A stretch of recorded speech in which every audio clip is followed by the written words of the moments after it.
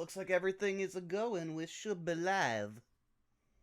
How's it going, chat? What's happening? I Can't know. believe we're all going to be Chris Pratt. No! No, we are not. You're telling me chat is Chris Pratt? Everyone's Chris Pratt. Hello. Hi. Thank God. Chris Pratt here. And when everybody's Chris Pratt, nobody will be. It's a me, Chris Pratt. Welcome to our Chris Pratt podcast. I'm gonna actually no. I know the perfect name for a Chris Pratt podcast now. It'd be Pratt Falls. Oh, that's pretty good, actually. Yamero. Yamera. Do you think there's a Chris Pratt app? Hold on, I'm curious. Do not. Do you you want to know- know what? Do you want to know what's behind that door? You don't want to know what's behind that door.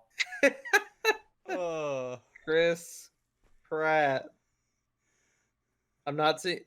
Well, I looked up Chris Pratt on the Google App Store, and I got an advertisement for Amazon Prime Video and Vision Baptist Church. So that lines up. I feel like that's only an autocorrect because someone couldn't spell Christ. Just looking for all those hot Christ apps on the App Store. Christ Pratt. Oh Lord, I know Wiley's just been sitting in chat, like, waiting for us to start, and now he's probably just been overflowed with all of this. I almost made my tweet a cult of deceit. Fuck. The moral of the story is Jack Black is that fucking is like that turtle that's like holding up the world right now. Yeah. he's holding up that movie. It's just how it is. You could say he's the Koopa that's holding up the world. He's the Okay. dragon turtle, yeah. Do you think Oh, they're God. gonna refer to him as Bowser, or they're just gonna keep calling him King Koopa? See, I was wondering the same thing about Peach. Whether they're going to refer to her as Peach or Princess Toadstool. Well, I think the window for both of that has passed, right? Like, they haven't been King Koopa and Peach and Princess Toadstool since like, Super Mario Brothers 3 or something.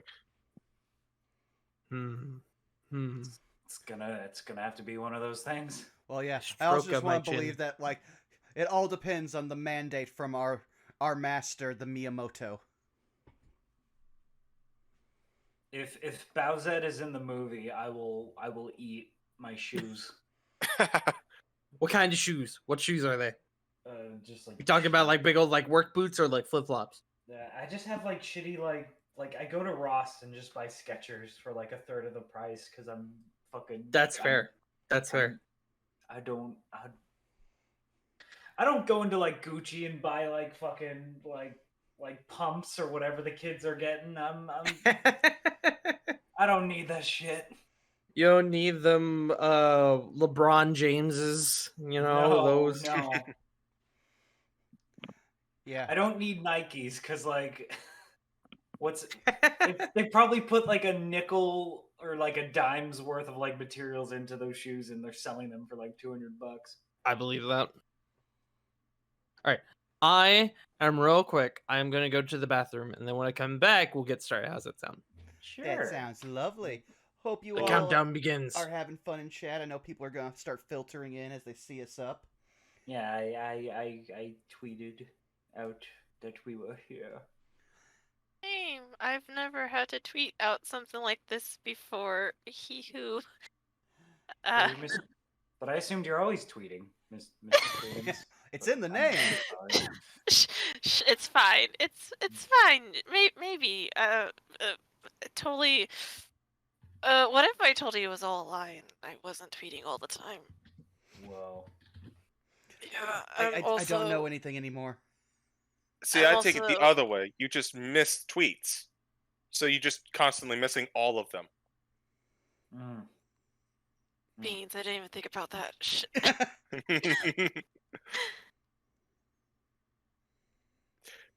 Meanwhile, does Kermit GIF in not having a Twitter account? Yeah. That's none of my business. Hello, everybody. How y'all well, dude, and you'll have water. Make sure you stretch your water, drink your legs, all the good stuff. Yeah, I got it.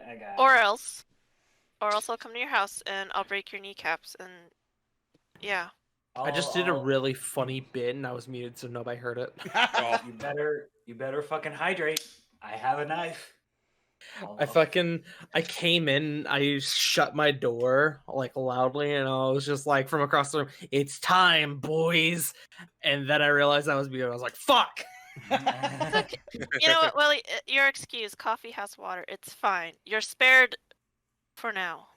You know what I could have done? I could have just said nothing and then done it later, and that would have been funny. But no. disingenuous. Well, now you just have to keep all your yucks for the actual game, Mr. DM. Speaking of game, what are we doing? Hello, everyone.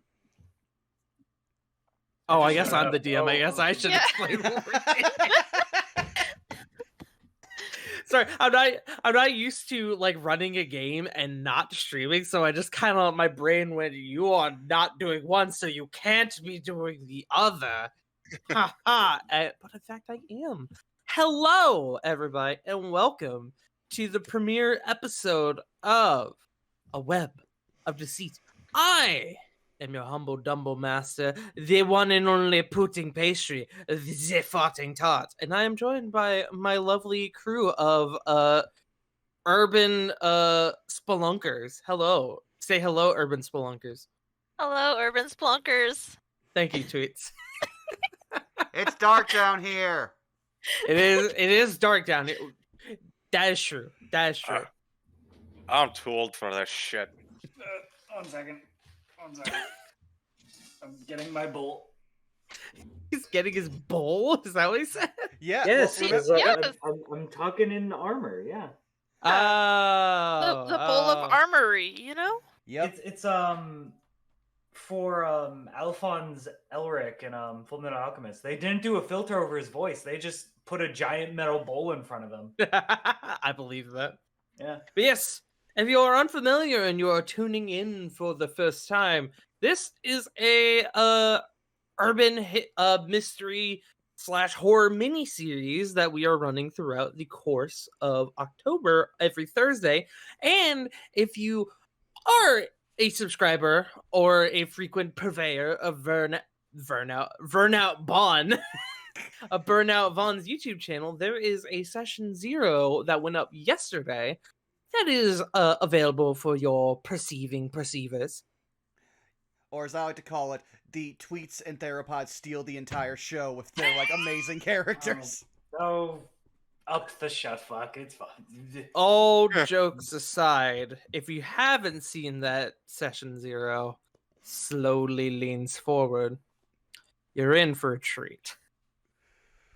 Because these goons did such a good job creating their characters. Y'all don't even understand. I believe Theropod, you explained it on the Unexpectables the other night as Hellboy, Old Man Durgar, Old Man Logan, Yeah. Morticia Adams, and Batman. Yep. I also made an effort not to explain like who's playing what, just so people could Yes. come in and be surprised by who's playing what. Yeah. Mhm. I might have spoiled that with my tweet just now, but It's fine. Speaking of, who do we got playing? Let's start with Theropod. oh, fuck. Hi everybody, it's your boy Theropod. I'm playing. You'll see. You can find me over at twitter.com theropod_art. There I post all manner of bullshit. You can also find me over at twitch.tv theropodart, no underscore there. Commissions are open. I'll draw your D&D character. I'll draw your furry character. I'll draw your D&D character fucking your furry character. I'll do whatever for the right amount of cash. Hey yo. That's it. All right. Do you want to pass it to someone, or do you want me to pick someone? Fucking burnout. Sorry, I'm used to my Sunday game where we have the ritual of whoever does it then passes it to somebody else like hot potato. Yeah. No, it's fine. I'll go. So hey, you've already found me here at twitch.tv/BurnoutVaughn. You can find me on Twitter and YouTube at BurnoutVaughn, where, like Tart said, we have our Session 0 up, as well as all of our other D&D content we do on this channel, which is slowly just becoming nothing but D&D content. And I love and hate it, mostly just because it now means that I need to find a DM anytime I want to do a new stream. But aside from that, the only thing that's not D&D content will be this Saturday, where I will be playing with the lovely and talented one X Wiley Willie, the person who not only did the awesome theme song that you'll hear for our stream here in a little bit, but is also the person who makes all our thumbnails. So be sure to come check it out as we go through a third run of Shapeshifting Detective. That game is a trip, and Horny. yeah, very horny, very wet, very innuendo-y. Like, I was not prepared for it, and this will probably be our last stream in that game because we've done 2 full playthroughs because they only take about 5 hours each. But keep on the lookout for that. And damn it, Wiley, I just turn over in chat. I immediately see him quoting the game. I like getting wet. Yeah, just the weirdest non sequitur in the middle of a radio broadcast in game just goes out on that. Yep. But moving right along, CG, where can they not find you? Hello, I am CG. You can find me nowhere because I don't much care for social media, but you can find me on other various D&D streams, half for one person here and half for the other.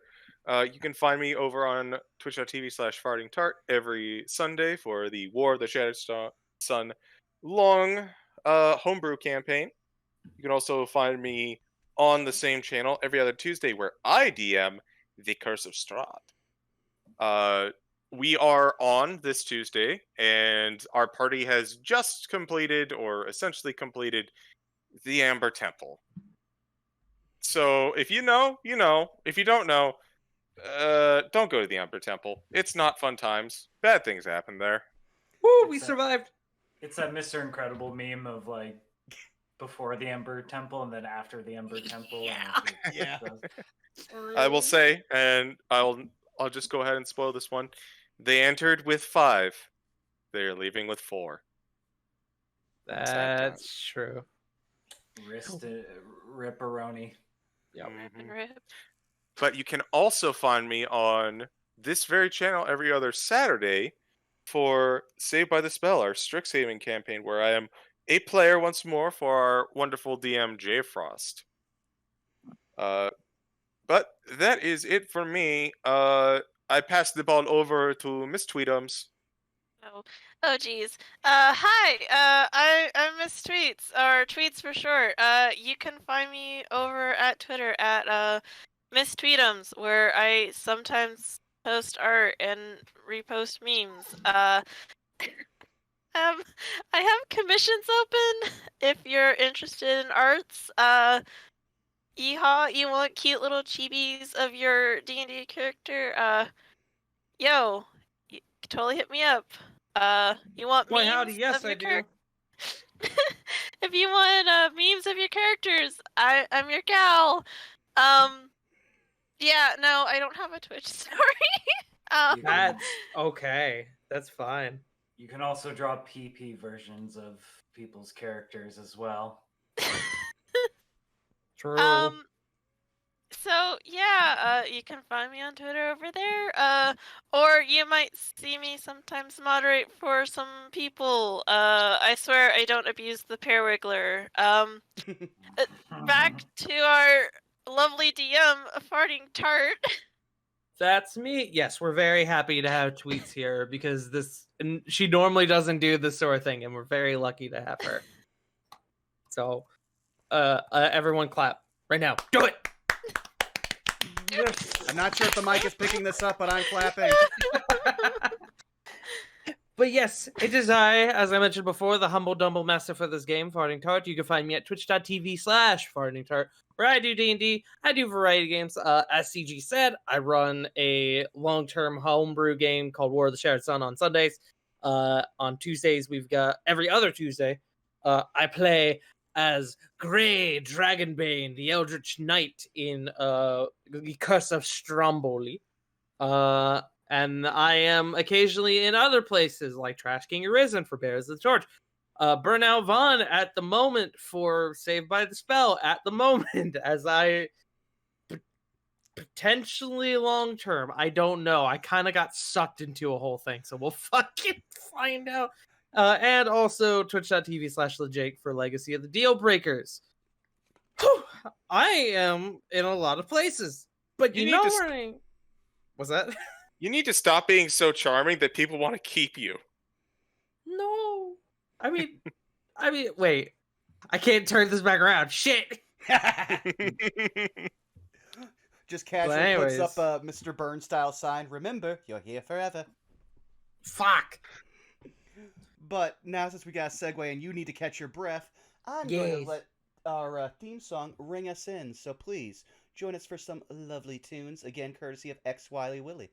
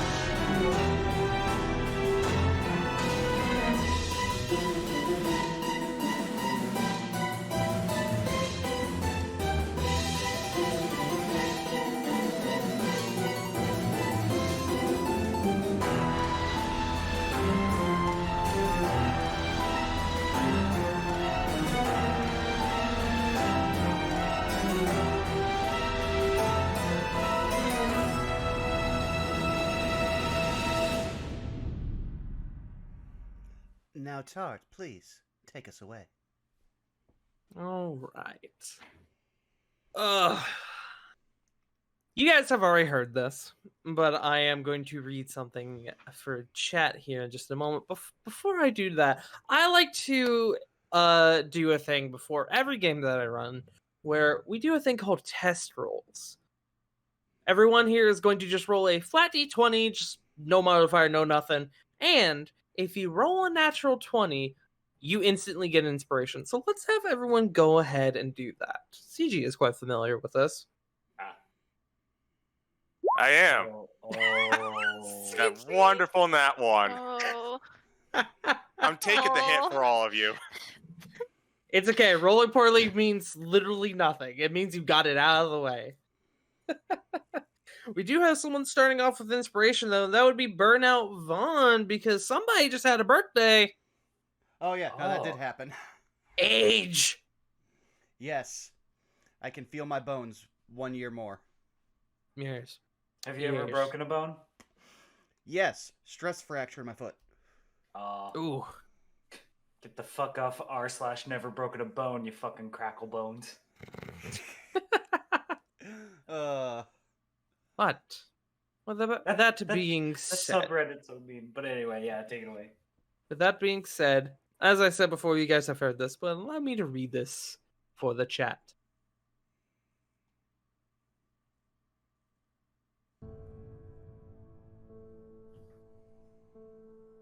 The Underdark, a massive cascading web of tunnels that many call their home. Deep within these stony caverns lies a shining beacon known as Kara-Goah, a sprawling metropolis run by a familial clan known as the Magnalas, who achieved their power and status from their major developments in the city's refinery district. The ever-reaching smokestacks give way to the bright lights, the clatter of dice from the colorful casinos, and the raucous music from the booming nightclubs. The screams and cheers of the city's coliseum fill the streets, and the laughter of the unsuspecting people shrouds the ongoing turf war between the city's numerous crime families. Outside the city walls, many longtime residents of the Underdark and unwelcome newcomers alike have fallen victim to the dangerous creatures and individuals hiding within the shadows. Thus, inside the city's grand walls, many people have treated Kara-Goah as a shining beacon of safety. But recently, tensions have been running high within the city streets as more and more residents have begun to vanish, disappearing in deep alleyways and gnawing shadows. Now, most have begun taking up refuge inside their homes to protect them and theirs from these unseen captors. The Magnalas enforcers, the clan keepers, have issued a formal curfew, often arresting and questioning those caught out late without proper paperwork. Meanwhile, some guilds and organizations have begun recruiting adventurers to look into these mysterious disappearances, yielding little results. Some of the city's upper class have now taken matters into their own hands, hiring adventurers to look deeper into the matter as so they don't become a victim themselves. And thus, a set of invitations makes their way out into the world, and in their wake, the smell of lavender and opportunity follows. You guys have already received your invitations, and their mysterious contents have brought you forward to a rather lavish home in the city's upper district. Upon knocking on the door, you all were given access to the home and designated some spots in the sort of sitting area. You guys have just recently come together, and there's a large Goliath man who kind of stands in the doorway as the last guest goes and finds a spot for them. The large Goliath butler looks at you all and goes, "The guests have arrived. I shall now inform the lady. Please remain here." In a sort of monotone and expressionless demeanor, this rather large individual, but not exactly robust, just tall, begins to walk off into another room. Let's go around the room and sort of get an idea of who we see in this room. Let's start with... Here, I'll roll a d4. Let's start with the Phantasm. Okay. Can I post links in chat? Because I do have some art. If you want, just drop it here in the Discord. I'll pop it in. Okay, yeah. I'll just put it in call text chat, but I'll still describe the character. So, the Phantasm is a armored individual with no notable traits of what's underneath the armor. It's hard to tell their gender, their race. It's rather difficult. The armor is this very, very dark, like desaturated, almost purple color, and their cloak is a very like deep, dark purple as well. And it is too big to hide away, that they very clearly have a massive two-handed greatsword sheathed to their back, and I believe, like last time, they have found the darkest corner in the room they could find, and they're kind of just slinked away and just kind of keeping track of everything, silently vigilant and watching. You pet a cat. I did pet a cat, and the cat ran away.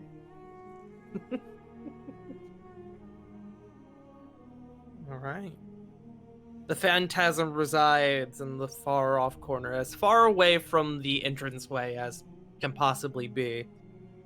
And our camera pans, and we see Dahlia. Please introduce yourself. Describe your Hi. character. So, sitting down, petting kind of a small, big, medium-sized slug that's red. You see a small, petite drow with white hair and purple, gradients coming at the ends. She wears a very big hat that has a feather and several mushrooms sprouting out from it, almost as though they're kind of alive. You're not too sure. She wears a dark purple shawl that's tied together with what appears to be a real mini skull. You're not too sure, but skull in nature, and lace at the edge. She wears somewhat of a dress with a chest plate on top and her family's parlor's symbol on a cloth that's tied to her belt. And she just kind of looks around with this very deadpan but relaxed expression on her face and constant, never-ending smug cat face smile upon her face Oh my god. as she just looks around at the company that is present.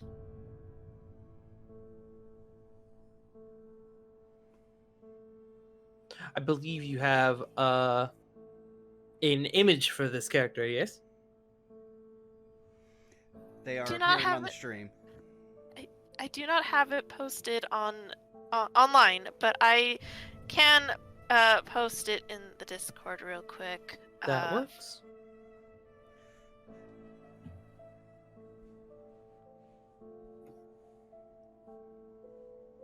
Yes. Okay, Vaughn does have it up on stream as well. Yes. All right. Best character. I'm sorry. Holy shit. Sitting just adjacent to this individual Dahlia, we see another individual, a bit different from the rest within this place, a bit of a newcomer to Kara-Goah. Newton, please describe your character. So, Newt is wearing like a big full covering shawl that has some metal bits attached to it, almost simulating a mouth. But that doesn't really catch the eye. What catches the eye is his skin, which at first people might think, oh, he's wearing makeup, until they get closer and realize that he's got a dual texture to his skin. Around his mouth and his nose, it is a chalky, like ghostly white, whereas around his eyes and forehead, it turns to a very deep crimson red, and growing from his head are a pair of small antlers. He's got a scythe sheathed at his, well, not a scythe, a sickle sheathed at his leg, as well as what looks to be a whip tied behind his back, and something is tugging at the shoulder of his cape, but no one can see what it is right now, and he is doing his best to regather himself after what happened during Session 0.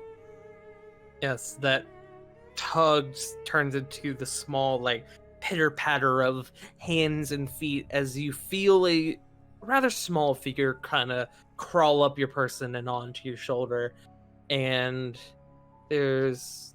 not that anyone else can see it, but the tiny imp-like form of Cobbler kind of appears from over your shoulder. Currently invisible, but you know it's Cobbler. And kind of whispers in your ear, I don't like this vibe. I don't know. Kind of looking over at the phantasm in the corner. I don't like people who hide their faces. He also mistook me for a cat. Rude. The fact he could see you at all is what's got me on edge. Can I hear them? Make me a perception check. Oh boy.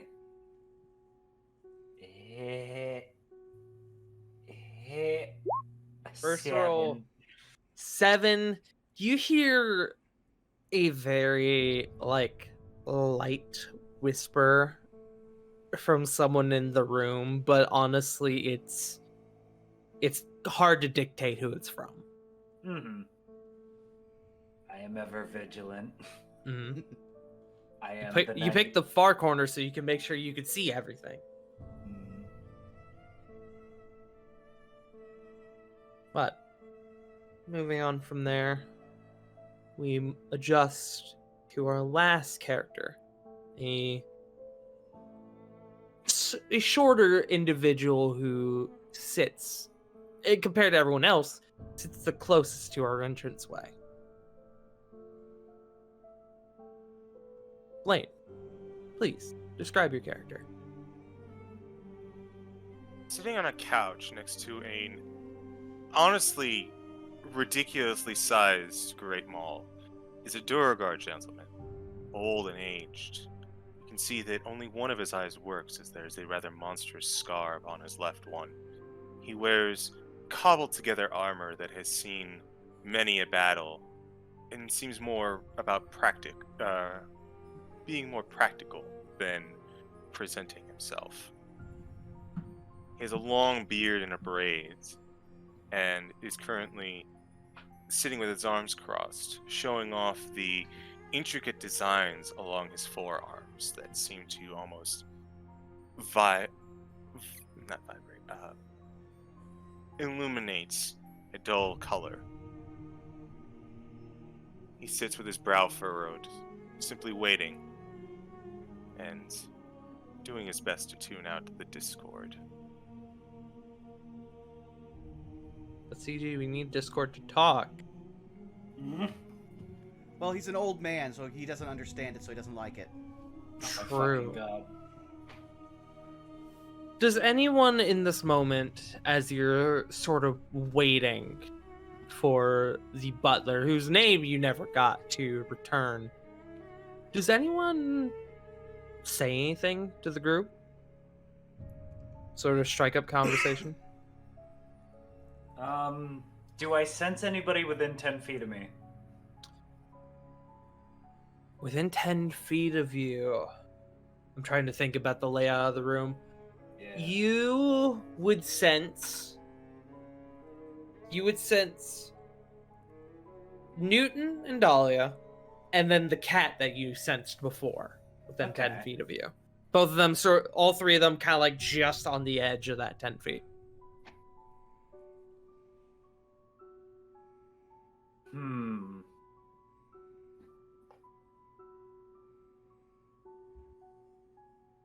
I can't think of anything to say, so I won't. Did you know Or- that wait. fungi are genetically closer to mortals than plants? Oh God. Slow head turn. Yeah, sure. I will. Even noticeable in the darkness, just a slight like head turn to Dahlia. What? I thought I could break the ice with some fun facts. You lot seem awfully, what's the word? Serious? I thought you could use a little fun. And she'll do like little jazz hands as she says this. Kind of thinking about mushrooms for a second, the phantasm will just be like, "It is decay as an extant form of life." Yes. Aren't they just fascinating? Eventually, we'll all be eaten by mushrooms at one point. Anyone who looks as Dahlia says this, there is a kind of gross looking like leech or worm that's sort of just like crawling up from like right around her collarbone to the base of her neck. And it's anyone who wants to make a perception check to perceive it a bit better, you are more than welcome. Alrighty. 21.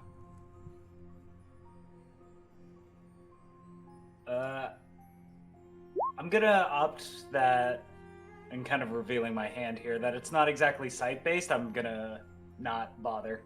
Fair enough. I got a nat 20. Good shit. That too. Good I don't good feel the shit. need to roll. There's our luck. Yeah, there it goes. Oh, see you later. Then again, we made that joke during session 0, and then y'all rolled incredibly throughout the entire thing. So we'll see what happens. I mean, I started with a nat 1 and followed up with a nat 20. That's So true. But Newt and Blaine, you both kind of look, and this worm, leech, real fucked up caterpillar, you're not really sure like what exactly it is, but it looks like it's made of like almost like raw meat. It looks like someone just took like a little like chunk of a brain and just kind of like morphed it into like pure like smooth like into like a pure smooth leech. And from that little like spot where it kind of crawled up the base of her neck, you could see there's a small dribble of, I would call it slime, but it's like a crimson red. Faint, but it's definitely there. Newt's just gonna, like, file that away as, oh, great. I already hate this place. And he's just gonna pull out another one of those small, like, black cigars and immediately light it by just running his finger along his sickle again. Okay. Blaine just kind of had his eyes closed. He opens up his right eye to look at the creature. The that meat is worm, as the I saw meat in worm. chat.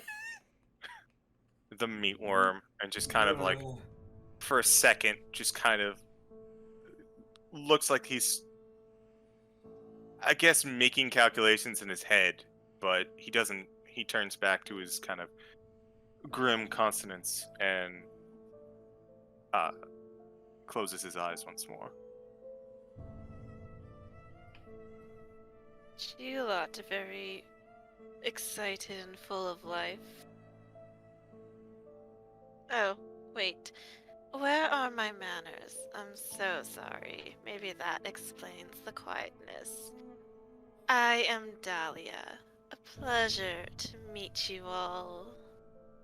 And she kind of waves her hand and gesture for someone else to, like, say their name, like, hello. Talk to me, please.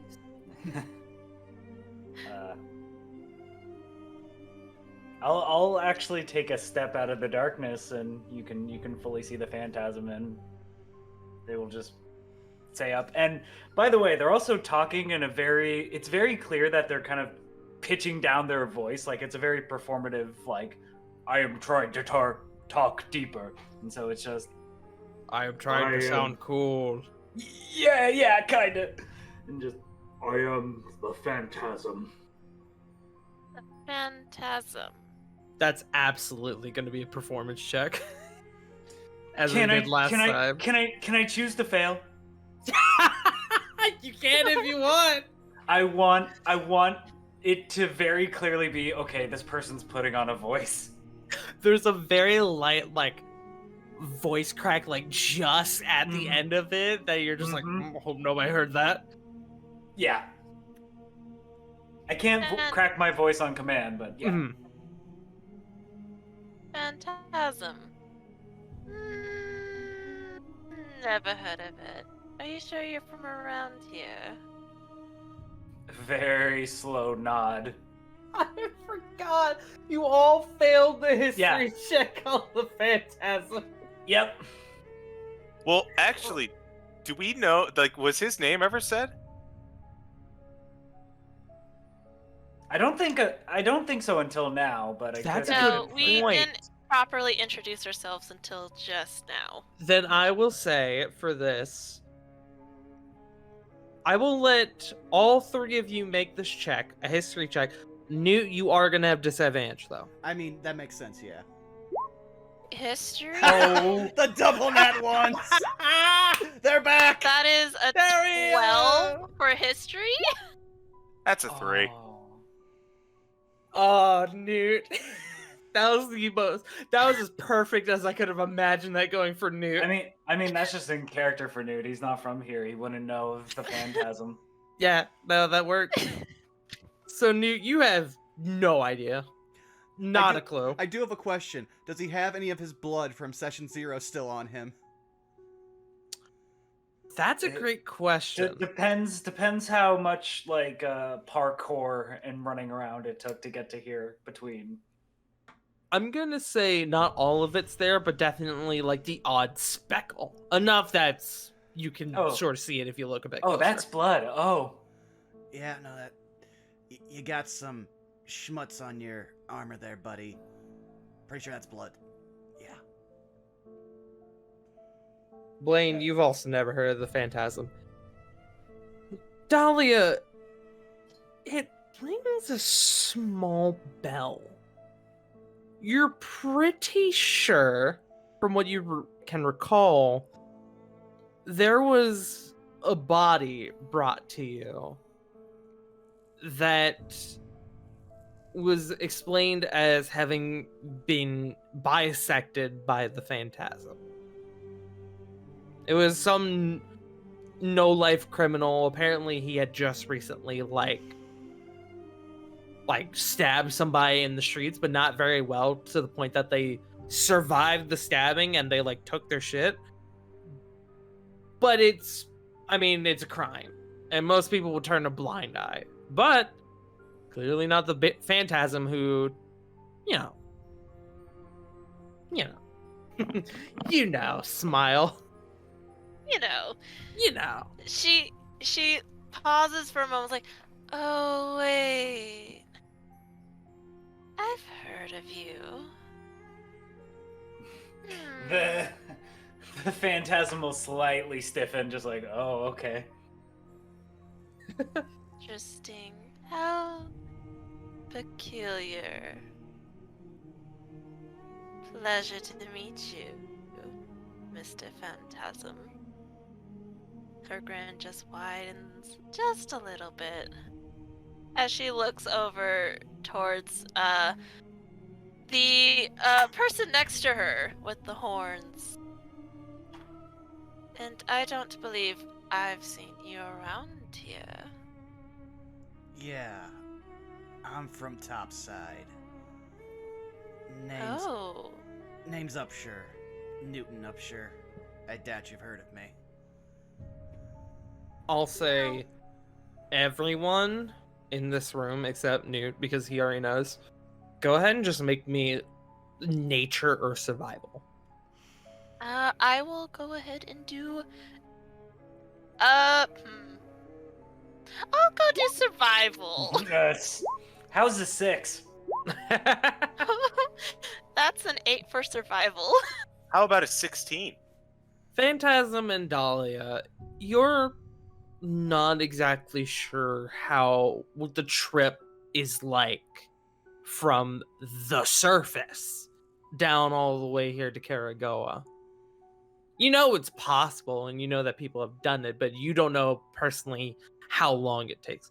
Blaine, that is at least a week-long trip.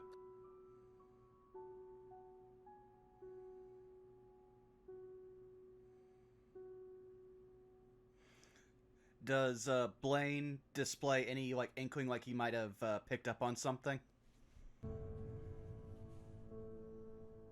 I was just keeping quiet in case someone else wanted to speak up. But yes, Blaine kind of, as he mentions that, Blaine says, quite a feat getting down here. All by yourself. Yeah. You could say survival's my business. What about you, old man? Survival is a requirement for me. I mean, fair. Simple. I was more asking your name. Blaine. Maybe if we live through whatever is being asked of us, you'll learn the last half of it.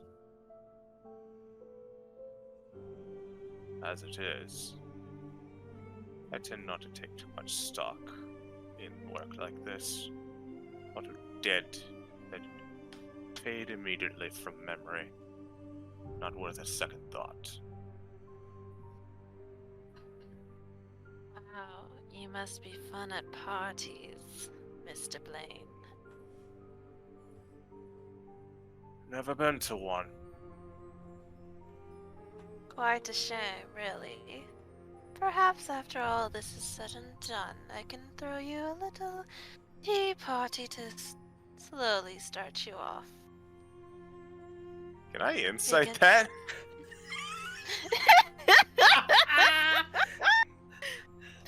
You know what? For the heck of it, I'll do a deception. Let's go. All right, insight versus deception. Y'all go for it. I have advantage. That's true. You do. It didn't help much. Oh, That's okay. I got a 2 for deception. It's Damn. 11 for me. what would Blaine sort of gaze from Dahlia with that? Pretty. It more means like, we'll just go to a small cafe and we'll get you some tea.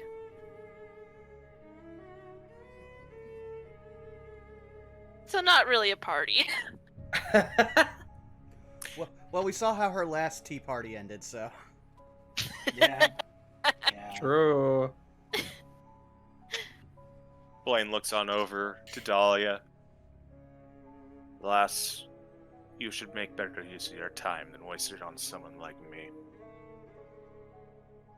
Don't worry. Any time I use is not wasted at all. After all of our clocks are tick, tick, tick, tick, ticking away. And as for someone that has always been surrounded by death, everything is worth the while if you truly make it to be Mr. Blaine. I wouldn't exactly say that death is quite so much a clock. It's a lot more sudden than that. Yeah, but sometimes it just doesn't take. True. I would love to talk to you more about death whenever this is all done, Mr. Blaine. I can just tell from how much life you show that you and I are similar in a way. We see death all the time. Then yet again, just a gut feeling, but perhaps we all have death on ourselves in one form or another. She glances over at Phantasm, With and then she'll blood. glance over at Newt, and then she'll look back at Blaine with that little grin, like, and I'm never wrong about death in this manner. I wish we had some tea, because all this talking is making my voice parched. Is around this moment where you all hear, kind of surprisingly, as you all didn't hear what should have been loud thumping footsteps of the butler, but you hear from the doorway, "The lady will see you now. Right this way."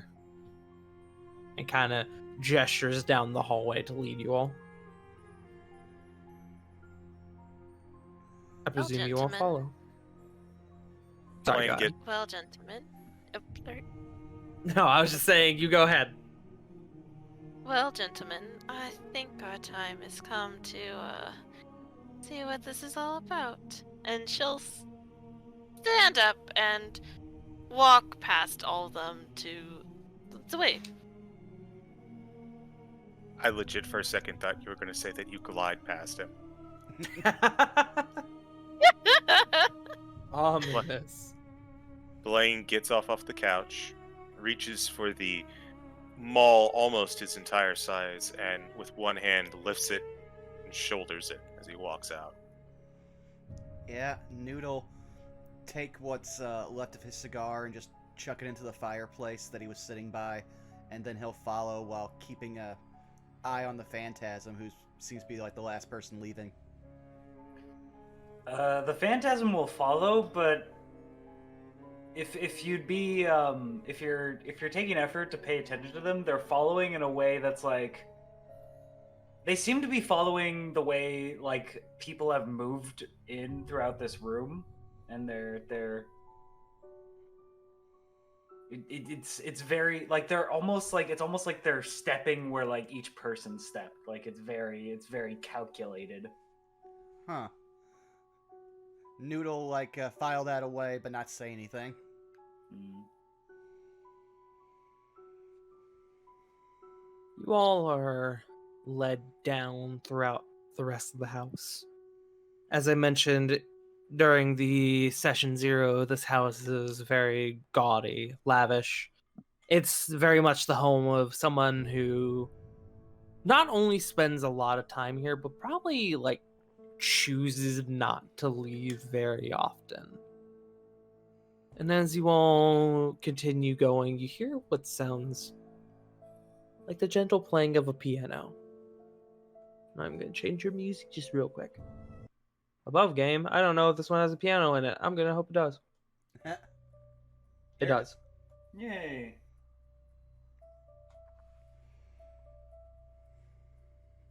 You all are... God. Oh, I just said hooray! Oh. I thought it was the beginning of a question.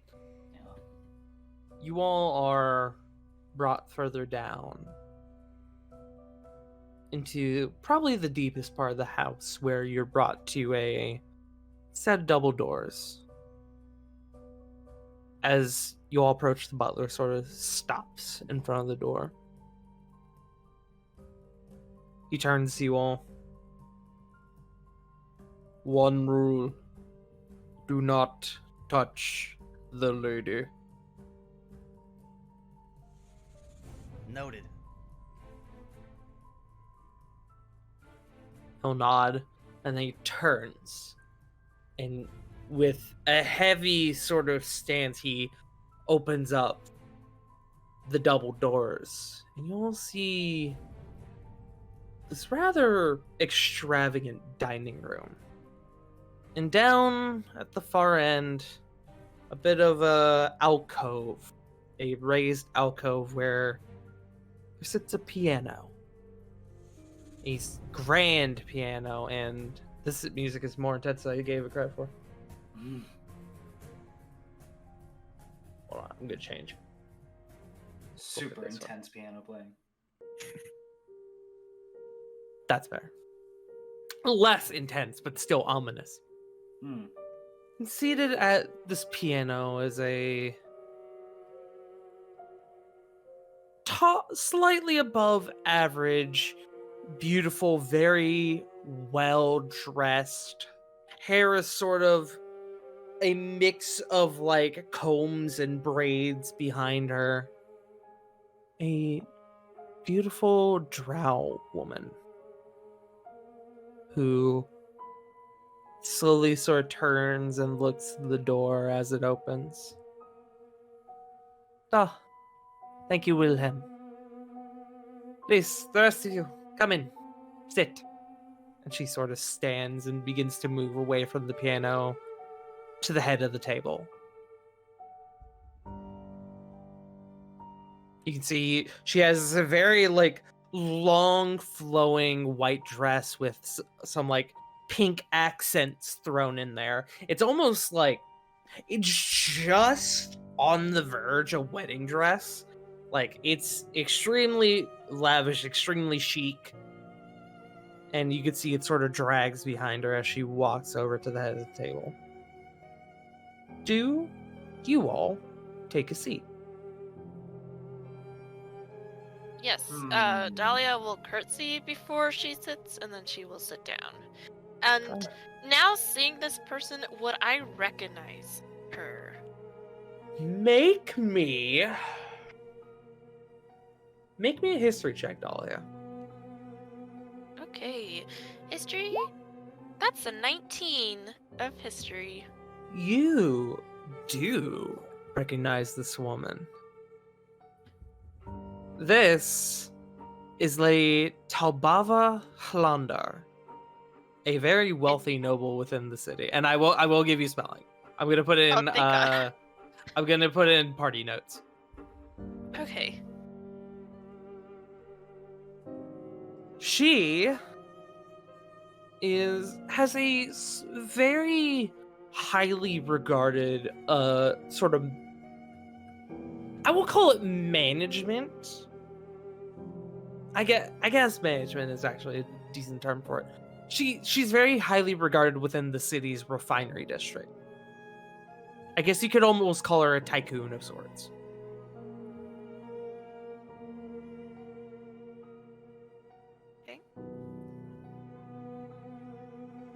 But yeah, Noodle'll just take out the rose he was given that led him here, and he'll just start twirling it in his fingers as he goes and takes a seat. Okay. You hear kind of a whisper from over your shoulder as Cobbler sort of whispers in your ear. Jeez. I want to know what she's like. Man, not my best work. I try to do like I want to have what she's having, but like for her like paycheck, and I couldn't work it out. I wasn't well known for my comedy skills. Newt looks like he is trying not to pinch the bridge of his nose right now. Makes sense. Hell is where you find bad improv comedy. True. Question. Sure. So being asked to sit, is it a table or is it just chairs? It is a long dining room table. I apologize if I didn't describe this before. Okay. It is a long dining room table with plenty of chairs along the sides. It looks like it's meant for like fancy dinners with like tons of people.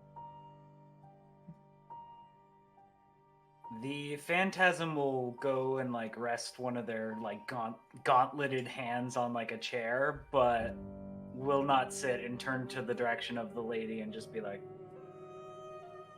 I prefer to stand. She slightly nods. Do as you will. And at that, there's that like loud like squeak of chair on tile as she sort of pulls hers out. She sits down and you watch as the butler, who you now know as Wilhelm, kind of come around behind her and gently push her in. And then he sort of stands with his hands behind his back next to her. Blaine, do you sit down? Without a word, Blaine will pull out a chair, set down the maul, and keep his hand on it. Okay. But he'll do so at a distance, so it's not like, looking aggressive. I need, except for Newt, not Newt, except for Phantasm, everyone to make me charisma. No. God. I like this. Wait a minute. I read this Greek myth before. Not to get too not to dally on this topic for too long, but I believe it's Candlekeep Mysteries where there is chair mimics. Oh my Lord. god.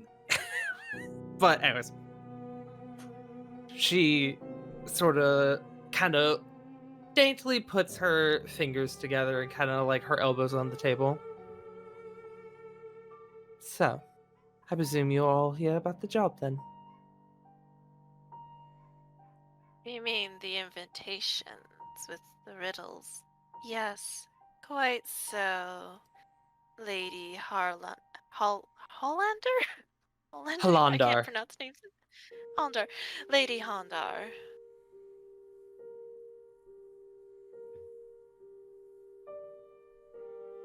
She sort of eyes you for a moment. Go ahead and make me, Dahlia specifically, go ahead and make me just an insight check.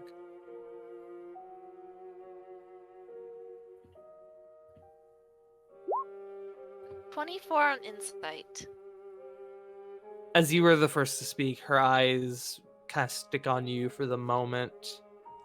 Or I guess you weren't the first one to speak, but the first one to begin, like, the conversation.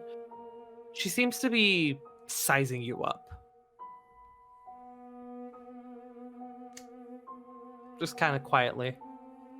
Dahlia will smile and nod as like a subtle acknowledgement of what is she doing, or what she is doing right now.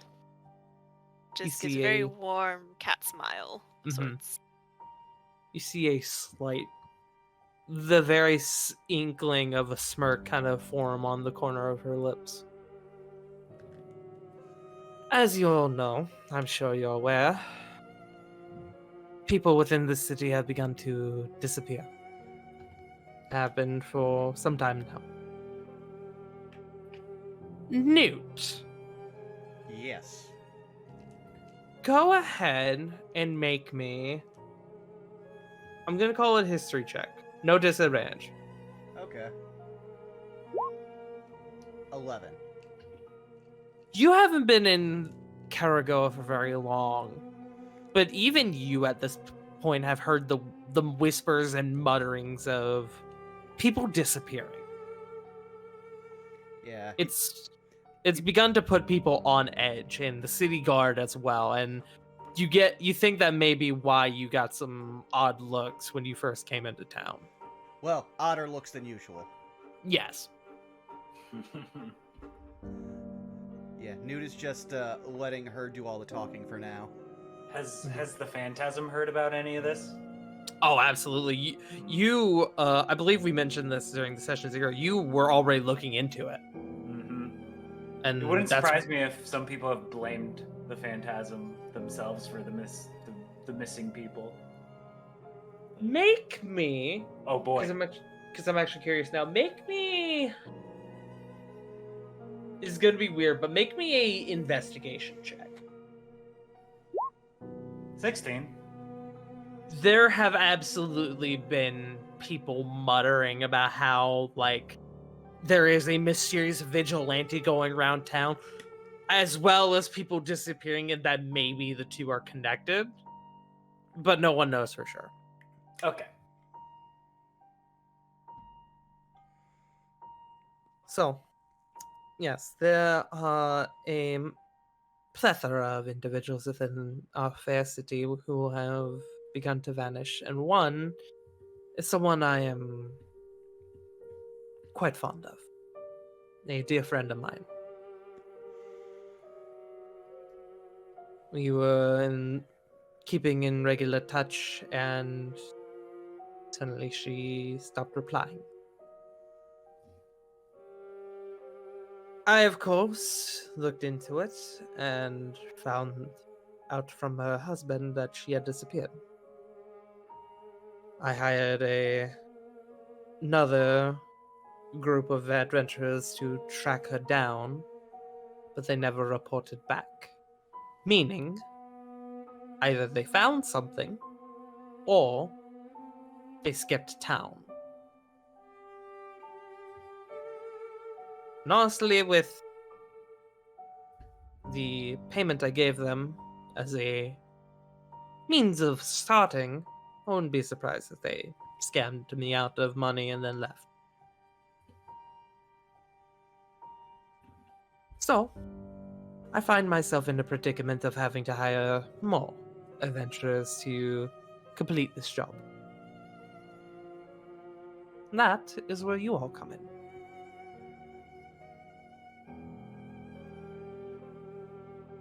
I am a gracious host. So, what I can promise you all is that if you are to complete this job, you have coin, information, treasures, whatever your heart may desire. You will be given a Go ahead.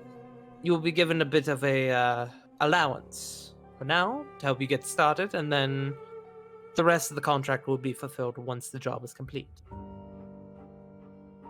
Do you wish for us to find these people that scammed you, or your missing friend? Oh, I couldn't give a damn about the missing adventurers. No, I wish for you to find my friend, and if she is alive, I wish for you to keep her safe.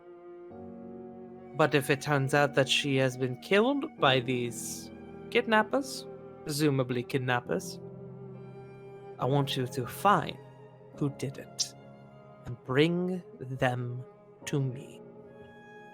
And you can see her demeanor has been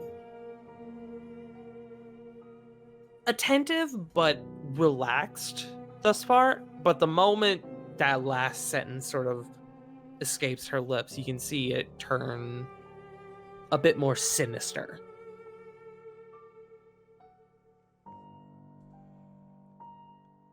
No matter what, these kidnappers will face justice and nothing else.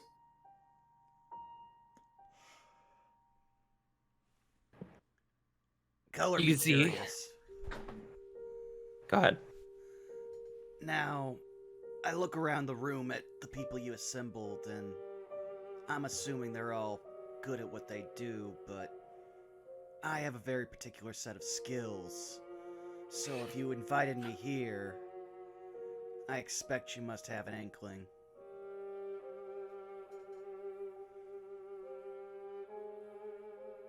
She, much like with Dahlia, she looks over to you, and her eyes kind of linger on you for a few moments. At that point, you would see a small flash of fire across Newt's eyes as Cobbler invisibles himself on his shoulder. Okay.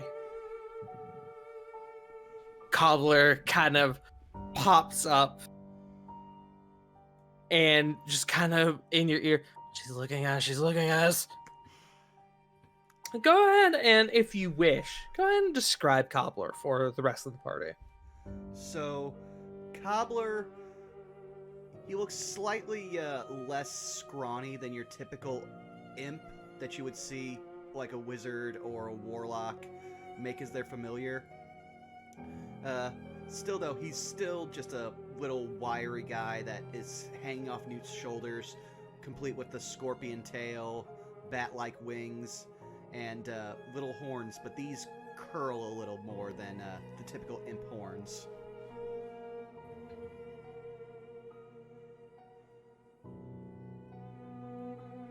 Nice kitty you have there. Sorry, Jared. Phantasm nods. Good kitty. Yeah. Great pet. And Cobbler can feel the sarcasm. Oh, we're at pet now. Oh, I guess we're getting somewhere.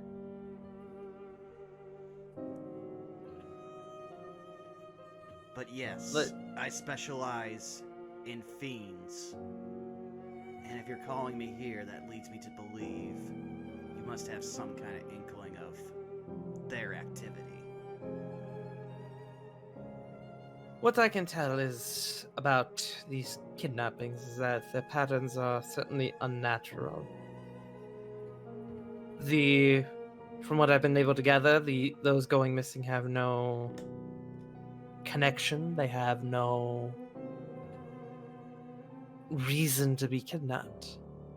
But yet they are. There's something very odd going on about it, and I don't like it. The fact that it now is involving me. Well. And she kind of sort of scratches the side of her face. Let's just say I have an invested interest in this now. But of course, I think we all can agree. Well, maybe not Mr. Newt, since they're not from here. But the kidnappings that have been happening are quite troublesome for us all, in one form or another. Indeed. And some would say that it's good for business. I'm inclined to disagree. I concur. You can't bury bodies if there's no bodies, now can you? There's not an inkling of wisdom in that. But, that being said, the woman you're looking for is Galera Oztec, and I will give you all spelling for that.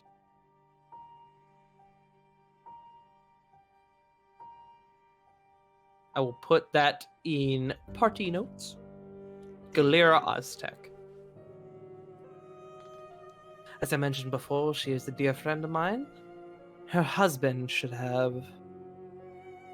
be able to fill in a few of the blanks regarding her disappearance. And where may we find him? And him. And she kind of like claps her hands lightly. And Wilhelm pulls off from the side of the table what looks to be about a shoebox sized chest. And he brings it over to the center of the table and he sets it down and he opens it. And inside are a number of things. There's a rather filled bag of something. You guys can't tell quite what it is yet. Pretty decently sized, about a pouch. There is what looks to be 4 small booklets, almost like passports. And then there is another, almost like note, similar to the letters you all had before. That like parchment with like the gold embroidery. Newt will pick up one of the little passport booklets and flip through it. It looks like paperwork. City paperwork. Signed by Lady I almost said Galera. Lady Talbava Hlandar. Those permits will get you through the city without being stopped by the guards. Well, you may get stopped, but they won't be able to detain you. I've made sure of that. As for the rest, as I mentioned before, a small stipend to get you all started in case you need to stock up on any supplies, as well as the address to Galera's home. Her husband Skorg will be waiting there, more than likely, provided he's not working, but I can't imagine he would be, since his wife has gone missing. And I will give you all spelling on this name. The husband, Skorg Oztec. Hey, I got it right. Skorg! Do these names sound familiar to me?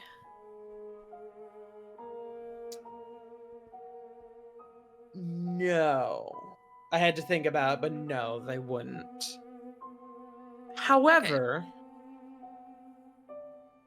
Blaine and Dahlia, there is an odd inkling that you both pick up on that individually doesn't really mean much of anything, but together, I mean, it's something. Blaine, you pick up Skorg as a Duragar name. Skorg Oztec is a Duragar name.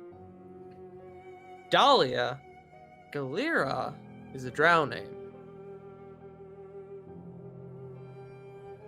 Both very traditional names. You both pick up those individual things.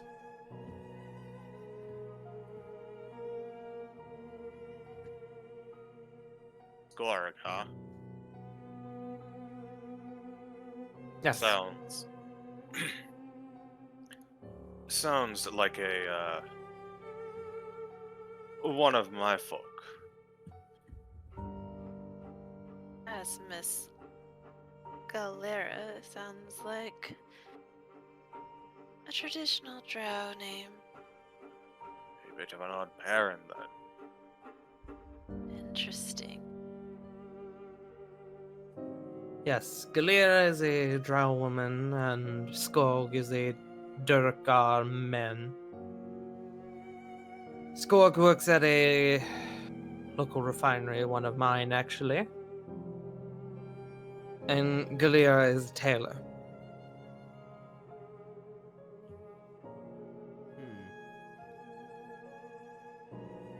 All right. Well, is there anything else we need to know? Is there a timetable on this? There's no timetable, but I can presume that as time goes on, things will get more and more intense. So I should suggest that you don't dally. In terms of other things you should know, they do have a daughter. One whose name escapes me. The phantasm will, like, for the first time, they haven't like turned their head to like look at this person, but Mhm. at the mention of a daughter to the missing person, they look over and like turn towards this person. Toila. That's the daughter's name. I had to remember it, and the DM definitely wasn't looking at his notes for it because he lost it. Weird I would flex, say- but okay. I would say anybody with a passive perception above like 12 would notice both the phantasm's fist, their gauntlets are like clenched and vibrating. Newt Does definitely anyone notices. have an above 12 perception? Passive perception? Yeah. Yeah. Uh, Dahlia notices. Phantasm is not happy that Amama's been taken. Not happy. No. I have a 12. Does that mean I see? Yeah, I'd say you succeed. Yeah. Okay. Do you well, Tart, just so we just get this out of the way, does if it Meets it, beats it. Okay. Just so we get that out of the way. Yeah. Yes. Yeah, Newt will just keep filing things away in his little Rolodex. Mm-hmm. He has a Rolodex. We'll deal with that later. Cobbler polymorphs into a Rolodex. Oh, Lord. But alright. As regarding anything else you should know, while I don't have much to offer you in terms of proper information, I could give you a few leads. On top of the family's home, I also suggest a local bar known as the Clockwork. The bartender there, he owes me a favor, and he works as an informant on the side, as most bartenders seem to do for some reason. He may be able to, for the right price, be able to assist you in things. But again, he does owe me a favor, so feel free to name drop me. As for that, I also suggest the Standing Stone Mercenary Company.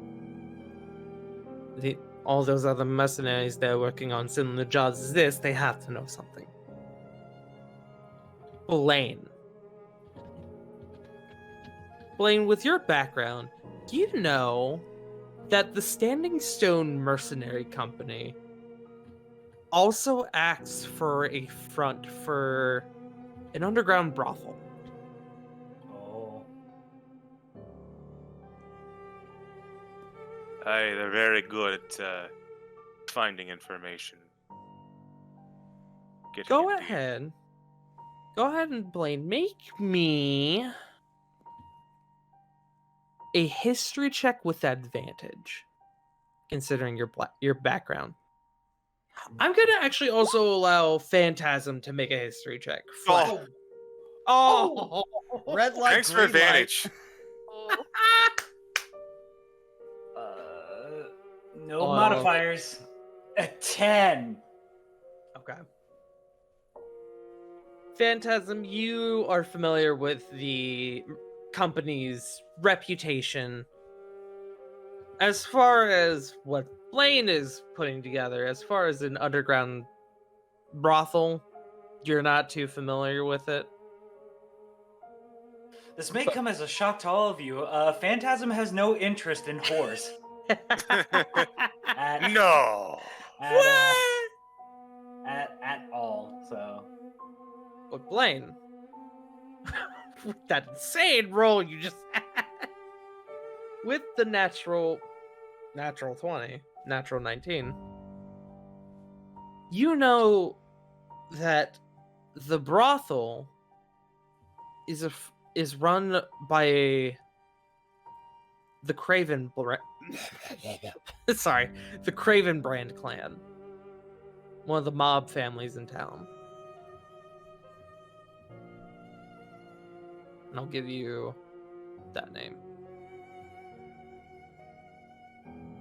Craven Brands. And I'll even give you on top of that, because it was a natural 20, and I'm feeling generous. You know, the leader of that clan, his name is Therum Cravenbrand. Spelling again. We sure have gotten a lot of proper nouns very quickly. Correct. Damn. Political intrigue. It's a lot of names. Mm-hmm. Meanwhile, my Mhm. character is just like, yep, name, that's a name, that's a name. Poor Newt basically came into this like 3 weeks into the AP calculus class and is just opening their book at page 75. It's like, what the hell? Well, time to fake it till I make it. That's my life motto. So yes, the house, the clockwork, and the Standing Stone Mercenary Company. Those are the leads I can provide you for now. If you come back and you need to ask me more questions, or if you need me for anything else, you now know where to find me. I'm willing to offer whatever assistance I may. As for the money, well, that is yours. Use it to supply yourselves, keep it, do whatever you want with it. But it is yours. Does anyone check the bag? I was about to say, Newt will reach for it if no one else does. Blaine would immediately snatch it up as someone is about to grab it. Arch eyebrow, makes note. Okay. Blaine, you open up the bag, and there is inside 200 platinum pieces. Impressive. Quite the advance you're sending us. The last party got less, but when they went missing, well, I like to think it was rather that they found something they were unprepared for. Fair enough. I will just say right now, that is demon slaying money, so if we find any, I'll expect another one of those. You will be paid what you are owed. I always make good on a deal. At Noodle this shrug. juncture... Oh, sorry. I was just gonna say Newt shrugs. At this juncture, I would like to incite our wonderful host. Go ahead and insight. He has advantage. 23. Okay, she rolled like shit on her deception check. So, what are She's you deceiving trying? us. Yeah, what are you trying to insight exactly? Anything specific, or just a general vibe check? How much does she think we're worth? Not monetarily, but how much, like, assistance do you think she'll actually be to us? How much, and how willing would she be to be, like, dispose of them or throw them out if things go south? She seems to have a deep and personal attachment to this job. It doesn't quite show on her face, but what does show on her face is the look you've seen before of someone trying to hide their true intentions. She has a deep and personal attachment to this job, and presumably by that logic, her missing friend, Galera. As to what that connection is, that attachment is, you're not sure, but she seems good for it.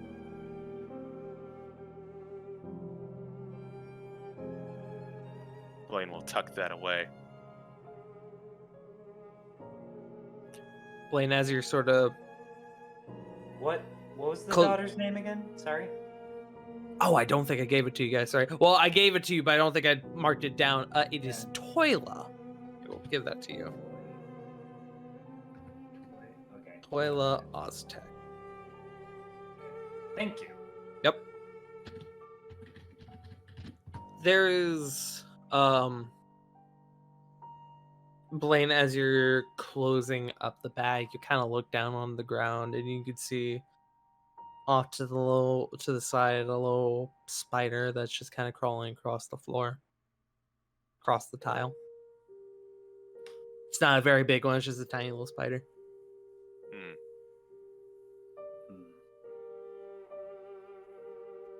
How old is Toila? Toila is 14 years old. Barely a teenager. Do you have anything you could give us as proof that we're working with you? Some emblem? Perhaps some password? Like you know how some parents have like sort of like a password just in case, like, yeah, pick up Tiffany Yeah, from school. yeah. Yeah.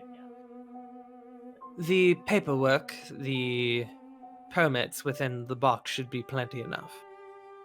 Those have been directly put together and signed by me.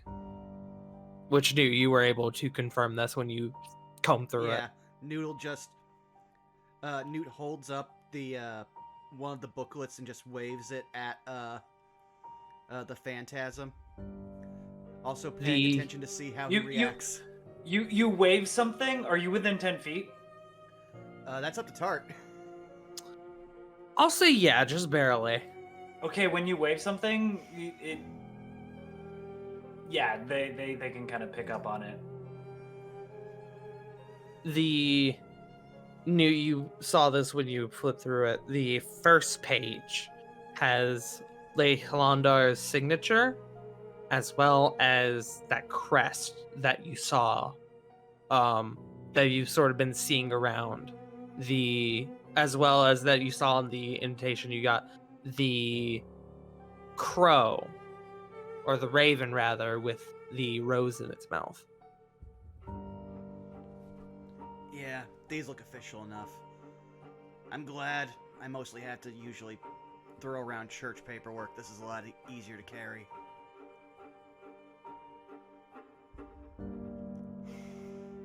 I'd like to ask something. Please, go right on ahead. All due respect, your last set of adventurers went out and never came back with your money. You sound rather put out about that, even if you say that you don't care. I have to imagine that you may take measures to make sure that we don't do the same, correct?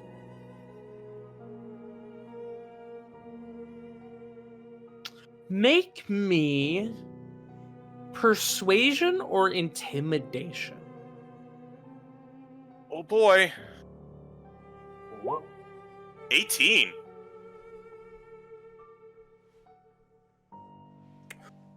Oh. Okay. She looks at you and she goes, I've taken proper measures. Yes. And there's a sort of stern look in her face, that like teacher look of like, how dare you question me? Oh, she's smiling, but not with her eyes. Yes. It's not a matter of, let's say, mistrust. Just trying to understand just trying to get where we stand in all this. Don't get to be my age without at least having a good idea of who is paying the coin as well as the deed done.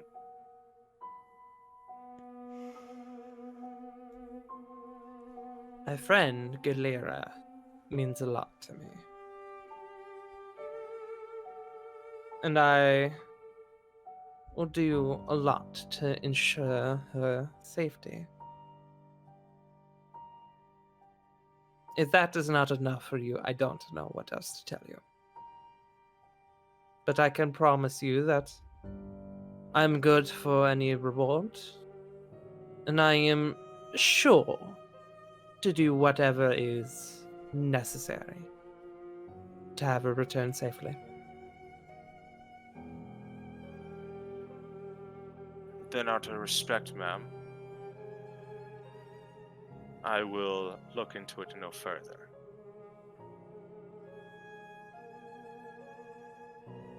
She gives you a slight nod. Above game, she got a 19 on that charisma save against your intimidation. I was like, oh, fuck! No, that's fine. It's fine. To Yeah. be fair, she runs a refinery. I'm pretty sure she's used to intimidating Duragar. Yeah. Mm, Any other questions?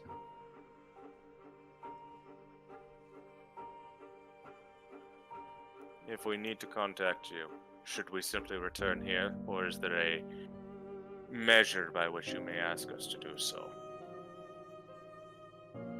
Return here, or if you're able to hire a messenger, you can always have them return to me. Anyone who lives within the city knows that there's a impromptu mail messenger system, kind of like postal boys. Like you give them 20 shillings and you're like, go give this person this letter, and they go, I'm on it, and then they run. I just imagine them running and then getting to a house and going, hey, yo, bitch! Yeah. Mm. Sometimes they're tackled by some asshole in a cloak.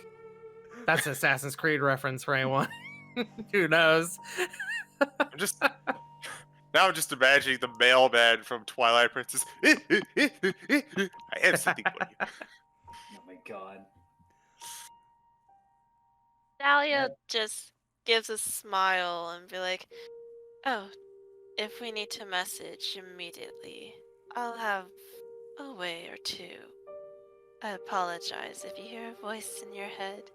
She gives a small smile. I'm gonna roll something for her real quick. Alright, what's modified? Okay. She looks at you and she goes, I am familiar.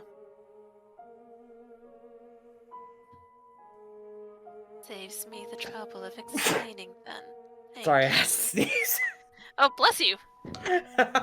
I stopped in the middle of it. I was like, oh god. Oh no, I just realized that was a sneeze from your sneeze purgatory in session 0. It came back. It's all coming together. Yes, I am familiar, so if you find that to be necessary, please feel free. But if there are no other questions, Wilhelm will escort you out. Yeah. I will say Dahlia will probably linger a little bit and try to look at her to be like, I want to ask you something privately. Okay. Make me a general charisma check. Okay, straight charisma. That's a 3! No! Oh. Clerics. Oh, clerics. You know, maybe she'll roll a 2 or a 1. We'll find out. Probably. Are you fucking serious? Well, That is a natural 1. Oh my god! Yo, I shit. took the bullet for you with that 19. You did. Let's go! I love that. All right. So as Wilhelm is beginning to escort you all out, at the last moment, she kind of catches your gaze, and she's kind of like, you see her kind of lose her sense of demeanor for a minute, like, oh shit, You're still here. Wilhelm. Yes, my lady. let Dahlia stay for another moment. Yes, my lady. And he begins escorting the rest of you out. Yeah, I'll say Newt is handing out the little booklets. Also, give me 1 second. I need to step away for half a sec. No worries. Dahlia, you hear the door sort of close behind you as Wilhelm, escorting the rest of the party out, sort of just kind of, as opposed to the grandiose entrance you all had coming into the room, he very quietly and gently closes the door behind you. You are now alone with Lady Lundar. Alia will give a curtsy as a notion of thank you for giving me the time. And she'll look up to her and be like, my apologies. I just wanted to ask a question. Not in front of the gentleman. If that is okay with you. Oh, please, I'm surrounded by grumpy men all day. It's quite refreshing to have a courteous woman in my home. Please, what is your question? First, I must thank you for this lovely new pet. And she's petting the little blood slug on her. At this point, I didn't want to say shoulder. Yeah, it's kind of on your shoulder. It's kind of almost in the collarbone area, just short of where it would be uncomfortable, that ugh, sort of spot. But yeah, the meat worm is hanging out. But I must ask, how did you acquire such a means to notify us all? I don't. Well, I can assume that they weren't lucky enough to get a little friend like mine, but something arcanic about it just makes it so mysterious, so interesting. She gets a little closer and she, in a hush sort of voice, says to you, as I mentioned before, my dear, I am quite invested in this. And a woman of my stature has contacts. We'll just leave it at that. But of course. And another one, I suppose. Why us lot? I mean, I understand with my skills, I would be a pick, I suppose. But everybody else? Why specifically? Everyone has a very specific skill set. That you'll find will come to assist you greatly. You'll see what I mean.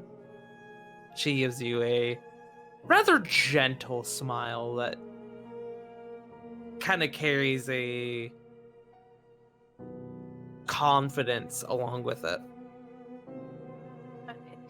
And because we're both drow, I can assume I can pick up a god or goddess she particularly belongs to in a way. Make me try to think if this could be. I'll let you pick religion or perception.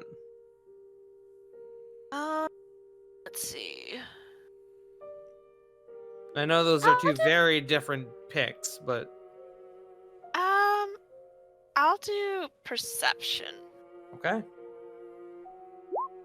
That's a 17 total perception. Looking at least around her person, and I don't know what the fuck just happened. Sorry, I don't know. My dog just barked, and I don't know if anybody else heard that. Yeah, I no. did. Nugget wants to say hi. Yeah. Nugget. Who let that dog in here? Bork. Heck, But- sniff, bork. Looking around upon her person, and in this room, you see what you would identify as the holy symbol of Lolth. It's actually embedded in a sort of feathery pin on her lapel, quote unquote.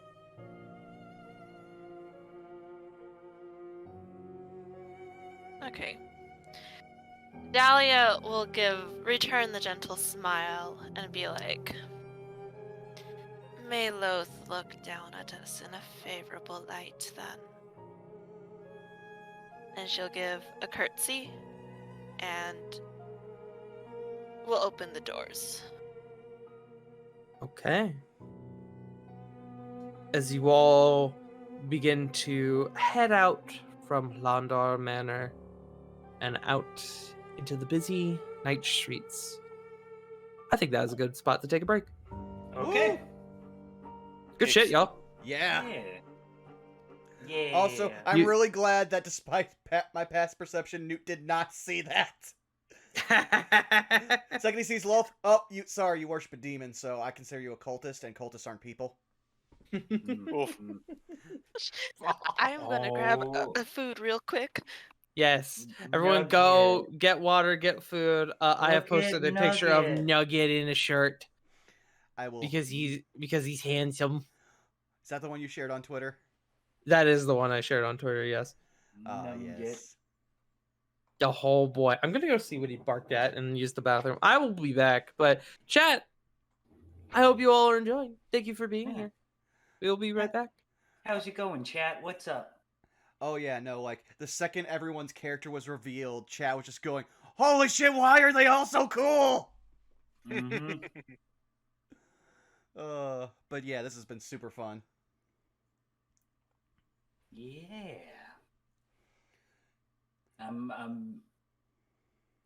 I can't wait to fucking just be Batman in an actual detective story. Yep, it'll be hilarious. I honestly can't wait till we get to the brothel. Which, by the way, I am not good with mysteries and puzzles and detective like intelligence would be my dump stat. So playing characters that are smarter than me is always a weakness of mine. Oh yeah, like in our Strixhaven game, I have used up what is basically my one riddle / puzzle solving in our last session, and that was literally just an instant brain blast where the DM was like, "You weren't supposed to figure this out yet, but you did, so I'll give it to you." Mhm. Careful. Tark did the same thing, and I think he's still coming off of that particular high. Yes, his was much more impressive. He had to figure out like numbers in relation to CRs and then translate that into character knowledge. Mhm. Me, I was just like, "Hey, you picked the one word that it's guaranteed for my character to know," and he instantly guessed it. In regards to like mysteries and stuff, I love mysteries. I am a huge fan of mysteries, but I will openly admit that I am also intrigued by the discovery process. So very, very little do I like actually put thought process into uncovering them and figuring it out. Mm. Yeah. Also, I am very happy because one of the things I got for my birthday was I finally now have a physical copy of Tomb of the Annihilation. And now that we're in the Tomb of the Nine Gods itself and there's no real turning back, I'm just going to go look through all of the stuff that, at least in our game, we missed because we just fast-tracked to find it. Yeah, be careful about mentioning stuff because I do want to get to Oh. Tomb eventually, and Oh, yeah, no, I wasn't going to say anything. yeah, no worries. Yeah, I have the advantage of me and Tweets are constantly talking about the stuff that we have found in our two different Tomb games. And now they're finally close to where we are, and so I'm just like, yes, please, I want to talk about the stuff that happened. Mhm. Should I forget, should I not talk about Curse's Strahd happenings? Oh, for like Ravenloft? The thing is, the Ravenloft we're doing on Wednesday is like a homebrew version, and we're also in a totally different. We're out of Barovia now, so I don't know what the fuck is happening. Oh. Okay. I don't know if I'd ever do Ravenloft. So Maybe I'm not back spoil it. Just for the sake. You don't of want to it. hear about the curse of Stromboli? Nah, I guess I might play a legit Ravenloft game. So yeah. Ayo. I have admitted. So Or not I'll legit, but like by the book. Yeah. yeah. I have been watching that, by the way. I rather enjoyed everyone playing dress up yesterday. The true horrors. Very very fervent old ladies. Yep. True. Can't imagine trouble with old ladies, eh, Tart? Never. Smile. I all before college, I had to deal with a Jewish grandma, and the conviction and the fucking just bluntness from a Jewish grandma is something to behold. I will say that. Shut up, Joan. We don't care. Put that strawberry candy away. I am back with pizza. Ooh, what kind of Welcome pizza? back. Nice. Some Yeah, what kind of pepperoni pizza. Nice. Is it bonus? Don't you bring that in It- here. It's actually bone-in pizza. Today I was feeling a little adventurous and wanted bone-in. Ooh, a bold choice. I respect. Bone-in pizza is basically those pizzas where it's like stuffed crust, but they also put pepperoni in it. Mm-hmm. True. Well, no, I saw a pizza made the other day that it was a specialty pizza from a small place. They actually put hot dogs in their crust. I yeah. think I saw the same thing. That was a thing at Pizza Hut for a while. Maybe that's where I saw it. The fucking glizzy. Yeah, I wound up going. I saw Go ahead. because they had their art for their box was literally just Pizza Steve from Uncle Grandpa. Oh my Yeah. god. I wound up going to a diner today, it's like a bar and grill or whatever, and getting a hamburger that had mac and cheese on top of it. What the fuck? Oh, Well, I on see. on top of the patty or on top of the bun? On top of the patty. Okay, I just had to make sure. So Hey yo. it sounds weird, but then you think about it, just like it's basically just a cheeseburger that also happens to have elbow macaroni on it. It's not really that Yeah, it just radically sounds... different at it. I'm a basic bitch. I just like my cheeseburger with all the fixings. Nothing too crazy. Fair enough. Although my favorite breakfast to have ever is the same cheeseburger, all the fixing, with just a fried egg on it. Oh, Hey man. yo. Yeah, that is my favorite thing to have for breakfast. But I rarely make burgers for breakfast. So. My favorite thing for Hey. breakfast is still last night's pizza. What the fuck? The worst thing that I saw on a pizza was baked in black licorice. It was disgusting. That That's is a a crime. that is a crime. Yeah. That's a crime. You should report that. Also, Vaughn, you spelled Urban Mystery wrong. Damn in it. the title. Yeah. Sorry. I didn't even Miss notice that. Ray. I just Miss noticed. Marie.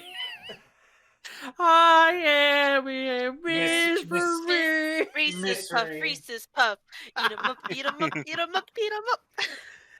Oh, but yeah, no, it's not a Burnout Vaughn stream if I don't forget to change the stream's title or I mess up the stream's title. So at least we're in line. Classic. Yeah, I can't tell you how happy I am that YouTube will at least red highlight any words that are misspelled. Makes my job for episode titles so much easier. But yeah, I have a plugin that corrects anything I'm typing into Google Chrome. Sweats in tutor who does that basically for a living. But I believe everyone is here, so why don't we get back into things? Yeah.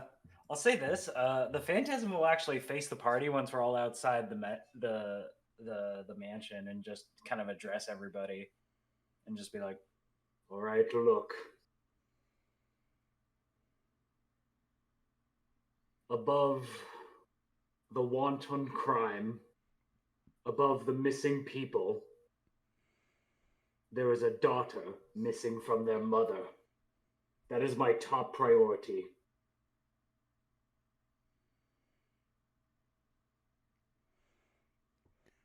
I mean, This might be too Understood? intense.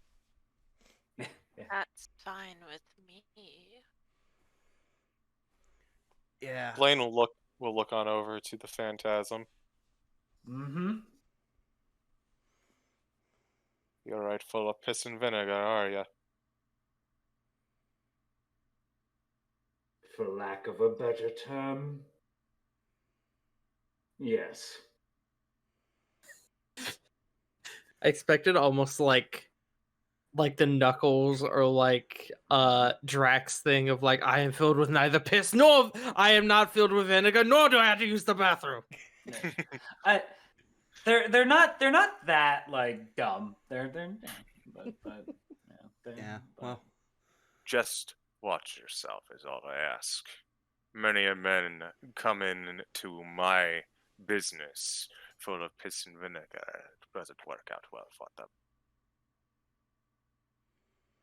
This isn't a lifestyle. It is just me. All the more The reason to be phantasm. and I kind of flourish the cape. Make a performance check. Oh fuck. Okay. Oh, 11. Damn. It's not terrible.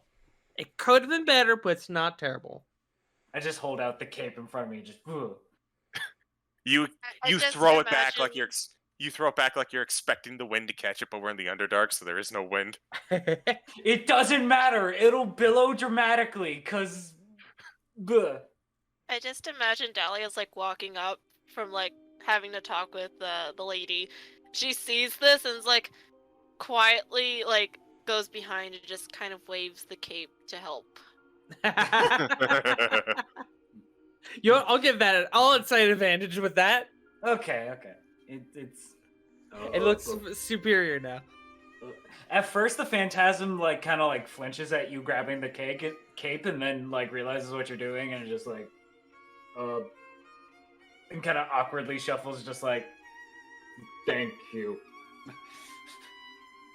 But of course, you're entertaining, and your resolve is refreshing.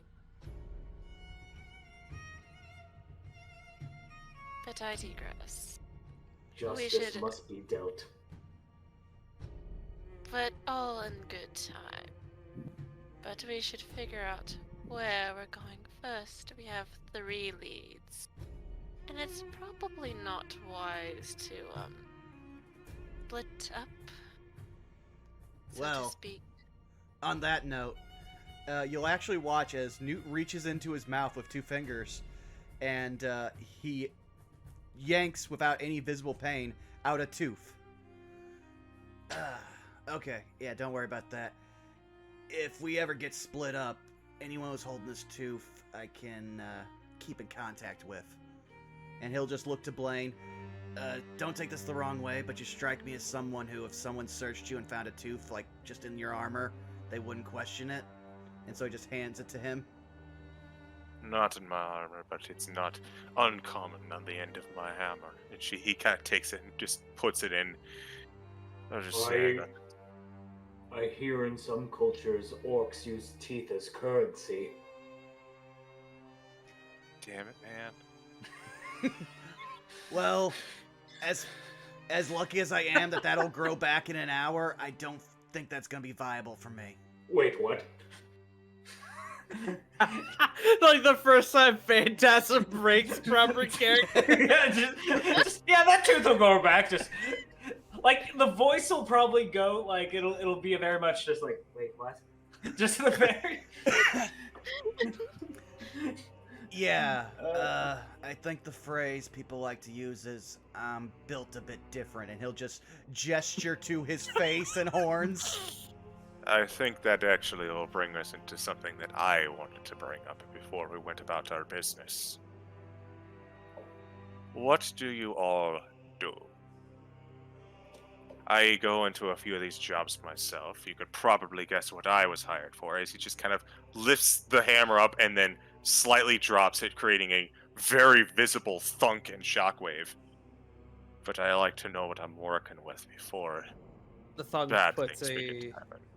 the thunk puts a solid like crack into the sort of stonework in the road that you guys are now standing in. The whole thing gives way. Yeah. Well, like I said, the official term for what I am is a chasseur de démons, which is a misnomer. I hunt all fiends, devils, demons, Yugolovs, which I really don't like this, but I'm getting the alarm bells for one of those. But I can also track pretty well normally. I've got a few other tricks up my sleeve, as he gestures to the tooth that you're still holding. Can you grow your arms back if they were to hypothetically get cut off? Don't take this the wrong way. I don't want to test that theory. Interesting. Also, Cobbler here's pretty good at getting into places he shouldn't. What's up? Ah, like a cat. Excellent. I have to check. Can imps speak? Hold on. Yes. Like I know they can speak, but can they speak common? Common and infernal. Okay, I thought so, but I just wanted to make sure. Yeah, no. Because I wanted to make sure he didn't just go sup and nobody understood it. Mhm. Well, He no. goes sup and everyone else just. Well, yeah, that's one of those things. But yeah, no. Though, do me a favor, Cobbler. We're gonna be going around the city. Make yourself scarce. See ya. I want it to be known my inspiration for Cobbler is based off of Mushu from Mulan. So you all are gonna have to deal with that. Good pull. Good pull. I wasn't prepared to have Eddie Murphy on my shoulder, but okay. Beverly Hills. He just starts humming Beverly Hills Cop Axel F as we're going down the road. No. Becoming scarce. And kind of dips back down into the cloak. The phantasm in trying to fulfill Blaine's question will just say, I deal out justice and vengeance. and I just kind of gesture to the sword. Very nondescript of you.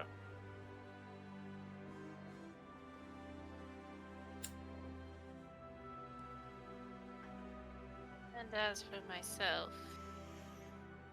one can call me an undertaker of sorts.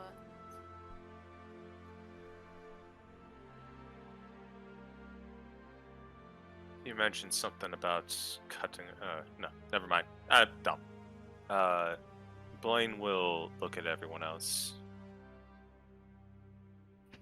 Alright then. We've got a tracker, and a scout, some muscle, some more muscle, and an undertaker. Seems we have a bit of a group. Alright. For now, I'm at least satisfied. Oh, and one more thing. Blaine pulls out the bag of gold, or of platinum. And he starts sifting through it. Pulls out a single coin. I don't know all of your woes and issues with coin. But if we're using this for a job, I better not be seeing anyone spending it on pleasantries that we don't need. And he starts doling out an even 50 to everyone. Okay. 50 plat, Jesus Christ.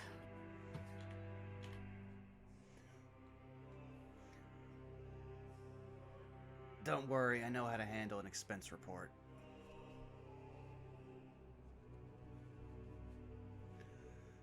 Though, if I'm gonna be honest, I say our best bet is at least checking out this victim's home. If anything, I want to see if I can't find any traces that would point this in a fiendish direction, if only just to rule it out. I concur. It's probably best to get an idea of what the lady is like, just in case. Plus, I have the funniest feeling that the phantasm here would like to check in on the daughter. You mean the mother? She looks up. Do you mean the mother? Because the daughter's the kidnapped one. No, the No, mother was the the kidnapped mother is one. The kidnapped. daughter's still there. The daughter- Oh, okay. Yeah. I thought it was reversed. I'm so sorry. All No, right. all good. No, all you're good. good. Indeed. All I right. have no issue or opinion on the matter. We can go wherever we need be. All right. So And from it the seems sounds we of have it, a- go ahead. I was gonna say, well then, it seems we have a destination. Come on, boys. Let's go for a walk. Shall To Oh, the yeah. Oztec home, I guess. Indeed. Well, You Helio, all- wait. Oh, wait. Oh, wait, You what? all begin to comb through the busy city streets as you begin following this address that you all were given. I would like just a group survival check. Advantage for everyone except Newt, who will get who the advantage will cancel out the disadvantage that he would normally have for this check. Oh, a 10. Are 22. you kidding? Oh, Newt! I got +6 in that for crying out loud. That is a dirty 20 for Dahlia. Okay. Well, the rest of the group makes up for it. Oh, Newt, I'm so sorry, buddy. He's out of his element. I mean, it's true. You don't get many demon hunters in actual proper cities. I'm a village boy. True. Oh, right. Well, we'll change it. I forgot to upload more music for this first session, but that's fine. We'll go back to this because I like this one.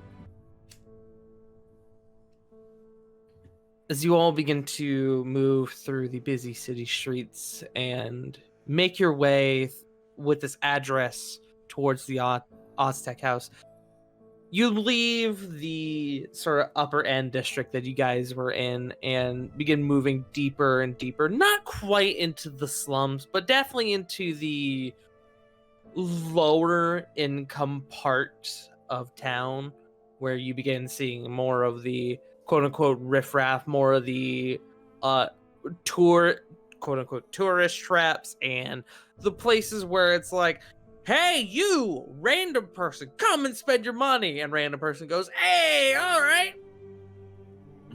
Okay. Newt, as you guys are walking along, you get to a point where you kind of pull out the address again. It's like on a little, almost like a business card. You pull it out, and as you do to look at it, as you go to look at it, someone bumps your shoulder, and they turn and they're like, oh shit, I'm my bad, sorry, and they kind of keep going, and you quickly check yourself to make sure you haven't been robbed, which you haven't, but then you think to yourself, wait, where the fuck did the address go? And it is gone. Thankfully, the rest of the party, you're familiar enough to where even without the address, you're able to get to where you're going without getting too lost from that point. Because you all rolled fucking insane checks on that survival. I'm just gonna flavor that as the guy was the best worst pickpocket because he stole a card with an address on it. Yeah, he was like, "Hey, what is this?" Oh, All you're missing is the big camera and Hawaiian T-shirt. yeah. Oh my god. I mean, But- considering how much he stands out, that does hurt. Well, you all make your way to almost like a suburb, in a way I can describe it. Not like super low income, a little bit higher. Generally, like not scraping the barrel, a little higher. And real quick, just because I don't have it in front of me, what is everyone's passive perception? 16. 17. 17. 11. 11. 12. 12. Okay. As you guys begin to sort of come up on the street that the home is on, you, Dahlia and Newt, you can see off, like hidden in an alleyway, what appears to be a small goblin individual who is sort of like peeking out and around down the way you're meant to be going. It's very slight, hidden in the shadows, but clearly not enough to where you guys, well, you're able to see them. And they don't seem to notice that at least you have noticed them. Okay, so They're they're just watching kinda us, not look- the place we're looking for. They're looking down the way you're meant to go. So down it towards the general direction of the house.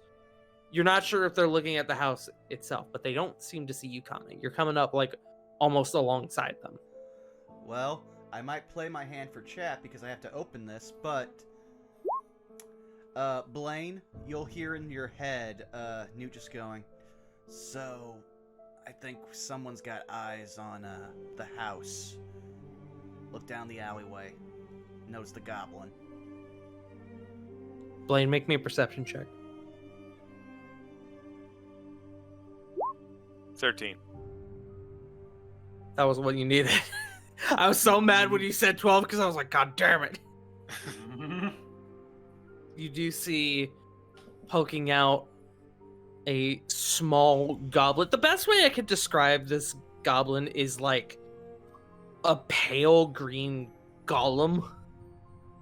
Oh, Just like a scrunkly little Oh. ugly boy just kind of peeking around the corner. Yes. Yeah, and Blaine will just hear in his head, how you want to handle this? can I respond? Yes. Okay. He thinks for a second. Nothing yet. We may have more answers later, or we might spook him out of something if we acknowledge it or pursue it. Okay, well, as far as I can tell, me and Miss Congeniality noticed him. Damn. Above game, I love Dahlia. In game, she is terrifying. I just imagine Dahlia just turns to you, like at random, just turns to Newt very slowly. The eyes, just that same deadpan like face. There's Or, like a the little slug just. There's the a little slug just- twinge, Dahlia, as you know your name has been mentioned. You don't know why, but Yeah, Newt slowly starts to sweat, but tries not to acknowledge it. I imagine the slug just like peeks its head out to stare out too. Just like stares into your soul. the slug does like the fingers to the eyes thing, like the I'm watching you at Newt. Oh my god. With one of its eye stalks to like the other eye stalk. Yeah. Well, alright, well, looks like it should be just around this corner, Newt will say out loud. As you say that, anyone who has a visual on this goblin individual does see that, does kind of peek in your direction, just like an instinctual thing at hearing someone. And I'm gonna make a roll real quick. Okay. As he sees you all, he almost like you startled a cat, begins to just kind of scamper back into the alleyway. You hear what sounds like a trash can get knocked over a bit further down. Do any of you pursue? Our guest has left. Shame, really. I above game. I'm up for either option. I will say, Phantasm, you did not see this individual, but you definitely heard the trash can. Yeah. Phantasm would be more preoccupied with questioning Current the mother objective. inside the house. Yeah, like if there's some scrungly, emaciated goblin in the alleyway. Okay. We don't know if they were there actually like doing stuff and antagonistic to us, or if they were just there. So yeah. All right. As you all continue on Yeah. your way. Oh. No, what's up? I was gonna say, if we really wanted eyes on this individual, we do have an imp that could follow. Fair enough. Sick 'em. Yeah, no. Get him! Cobbler, go follow the little garbage troll. Cobbler puts on a little voice. Yeah, I'm on it, boss. He kind of scampers down from your shoulder, and you all watch as Cobbler begins to scamper off into the alley, and then a moment later he goes, nope, and he comes back out, and as he comes back out, you see a horde of spiders just beginning to follow after him. Just like, it looks like one of the scenes where, like one of those internet videos where somebody like hit a spider with a broom and all the little baby spiders came out from under it. It's that scene from 2003 King Kong. With all the bugs. Yeah, exactly. And you watch as Cobbler like clambers onto a small, like, just like a small ledge, like a little windowsill. He's like, fuck that. And the spiders all just begin to kind of go down in separate directions. And it is gross. It's a lot of spiders. They'll just kind of begin to scurry out from the alley, and you all see this. Newt is less perturbed by all the spiders, and he's more just like holding his head in his hands like, you have wings. Why is this a problem for you? I have arachnophobia! Spiders, lovely friends. Especially the Black Widows. Of course, the Black Widows. Newt is just doing that face. Above game question. Mm-hmm. Given Yes. that this is the Underdark, is this weird for us who live here? Anyone who is a resident here to Kara-Goah, make me a history check. History or nature? They both suck. 4. Uno! Soft one. Oh my god. 5 for me. Oh my god, my guys. We're gonna do so well, guys. We're gonna do so Welcome. well. Welcome to Webs of Deceit. It's a political intrigue campaign and everyone dumped intelligence. Yay! Oh, I so never said my happy. character was smart. I said she was wise. True. I mean, the city's always had a lot of spiders. Kind of weird that they all kind of popped up in one spot like that. Probably like a nest or something. Doesn't really strike any of you as odd. I mean, it's odd, but it's not odd, you know? Yeah. Actually, DM, could I argue something? Yes. Because I just recently talked to our employer and picked up that she is a follower of Loth, could I argue a religion check instead?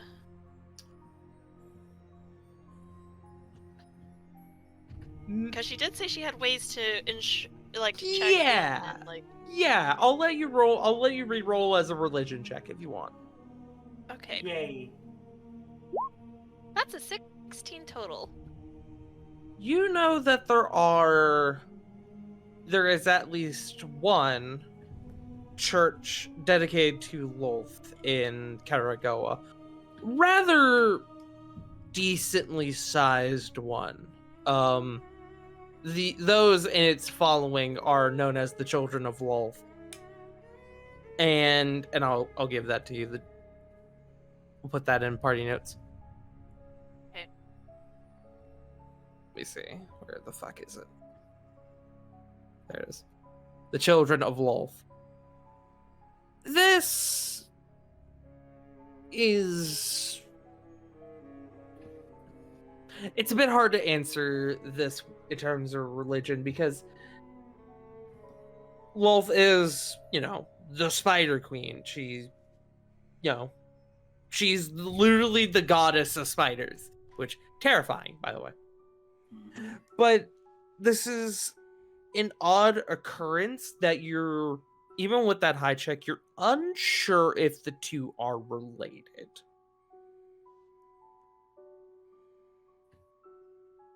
I will just smile at the spiders. You do watch as one kind of crawls up your leg, Dahlia, and then onto your hand. Why, hello there, child. Be safe out there, will you? As you sort of lift the spider up a bit closer to your face, you see a slight speckle of something along the spider's back. Go ahead and make me... I know I keep making you guys roll intelligence checks, but I'm going to say investigation. That is totally fine. We have no one to blame but ourselves. Yep. That's a 15 for investigation, though. It looks like it has mold. Just a little speckling of mold on its back.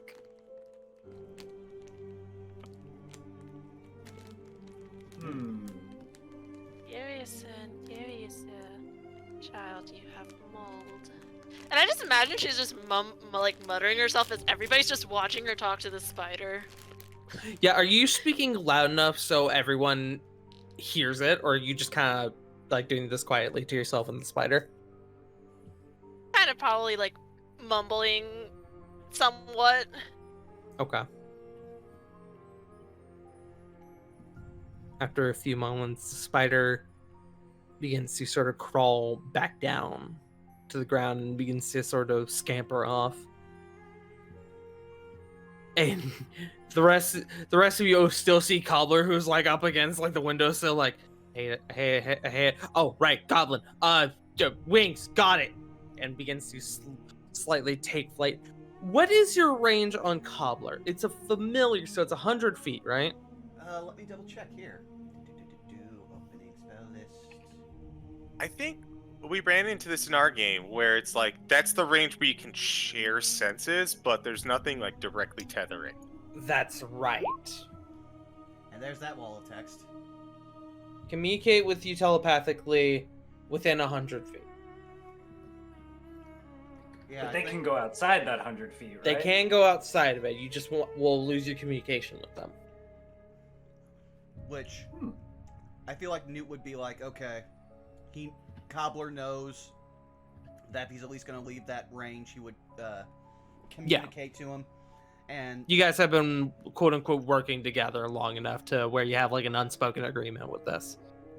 yeah, he also knows that Cobbler is a coward, so he's not likely going to get poofed. Yeah. As he continues going down the alleyway, and he goes, all right, I don't see any more spiders, so that's good at least. Let me see. Trash knocked over, more trash knocked over. Oh, sorry. Sleepy bum down here. God. And you could hear almost like somebody like talking in the background via a phone call, just like. Oh my god. Oh, well, I didn't find her friend, but I did find a sewer grate. Looks like probably when there looks like a couple of the bars are missing. Great. So he's a little sludge lad. Perfect. I hate that term, but yeah. I can keep going if you want, or I can come back. Turn invisible and come back. Meet us at the house. We're not far. All right. And he begins to come back towards you all as you all continue heading down the road. Yeah, Newt will pass along the info. Well, looks like our little friend decided to disappear into the sewers, and as a professional demon hunter, I try not to go into the sewers if I'm not forced to.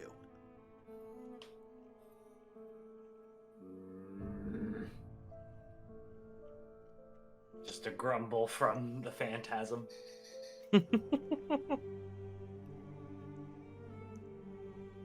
Listen, As you won't. Listen, a lot of demons like to hang out in sewers. It's an occupational hazard.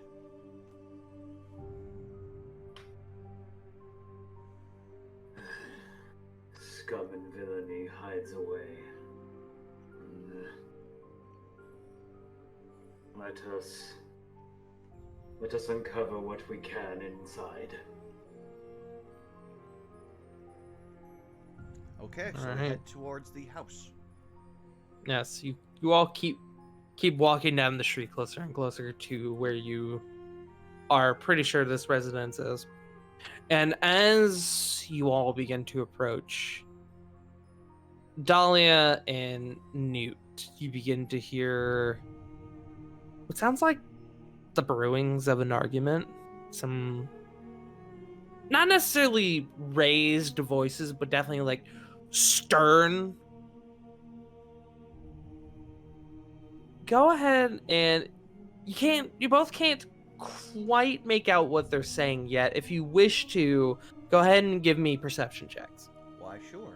Okay. Perception. Oh That's a my nat god. 1 for me. Nat 8. 16. Oh, okay. Jesus Christ. I'm sure Dahlia's too busy with like her slug at the moment. I'm sure Mhm. Bob feels a little jealous with the spider. Yeah, as you're kind of beginning to listen, you feel like a small like cuddling on your neck of Bob. He was. You swear you hear like a purr for a second.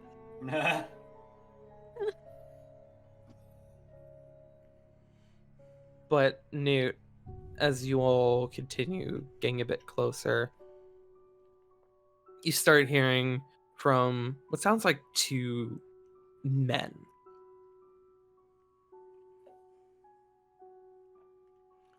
Okay, I told you, Bemvir, there ain't no more jobs available at the factory, alright? They're cracking down, they're moving people all over. We don't have the extra positions, the extra work to go around. Come on, Skorg, man. You know I need the money. You know I'm good for whatever help you may need. I know, but that doesn't help that there ain't no positions at the refinery. Why'd you have to go gambling again? Come on. Look, I know it's a bad thing and I owe money, but I mean, like, it's what I'm passionate about, man. What were the names? Skorg, which Yeah. Newt, you all know, but Newt, Yeah, The other was Bemvir, which I will give spelling for. Okay, thank you. And Skorg is the father, yeah? Skorg is the father. Okay.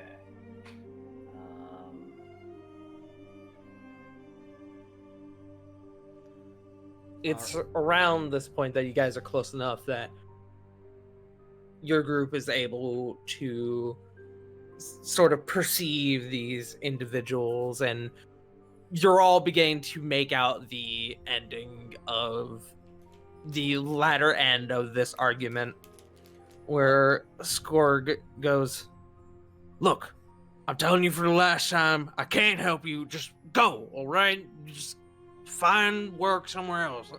I'm sure you will. People are going missing.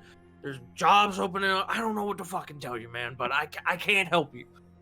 and you hear the other man go, God, yeah, fine, whatever. And he begins to sort of turn and walk away defeated, as the first man, who you now know as Skorg, sort of begins to turn and walk back towards the door to a home. You're presuming it's his. In fact, you would know it's his because you all have been looking for it. Yeah. Once we're close enough, Newt would just announce himself. Just go, "Score, Goztech." He stops in his tracks and he sort of turns and he looks at your group. And seeing your group, Yeah. I wasn't gonna bring it up, but as you are quite the group, even just seeing the phantasm, Mm-hmm. Do they need to roll a history check? I'm rolling 2 checks here. Oh boy. Okay.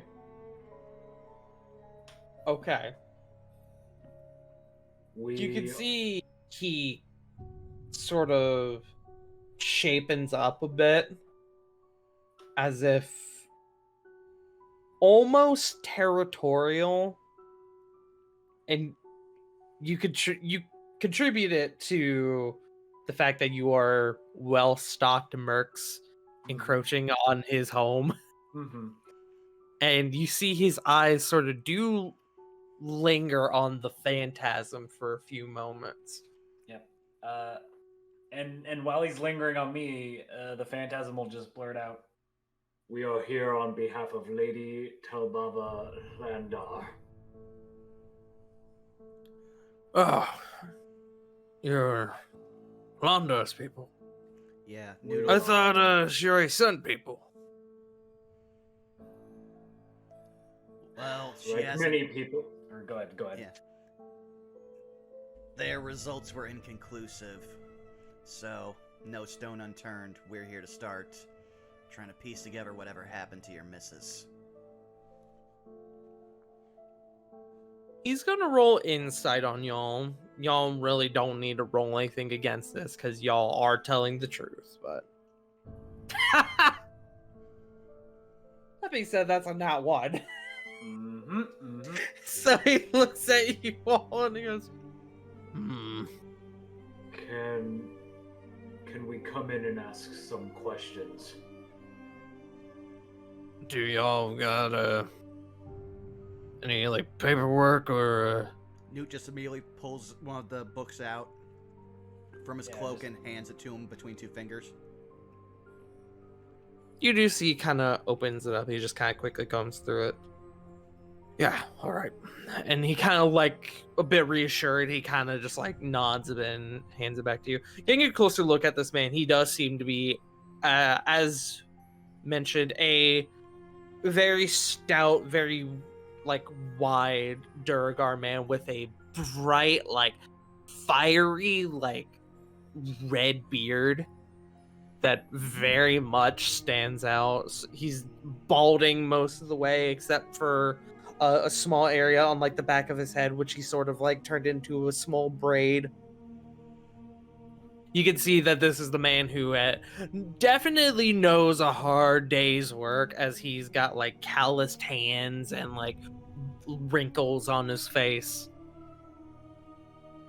yeah? Why don't you all come in? I can tell you what I told the last folks who came by. And he begins to make his way to the front door again. Alright, we'll follow. Right. As you all begin to follow, he goes up to the door and he opens it and he enters and he kind of calls out, Tola, I'm home. We got a few guests. You stay up in your room for now, all right? And you all hear from upstairs. Yes, father.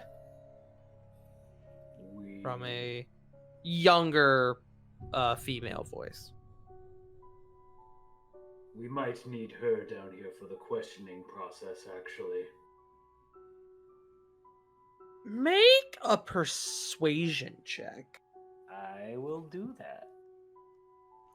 Can I give him advantage because of my background? I will allow it. That'll be an 18 with advantage.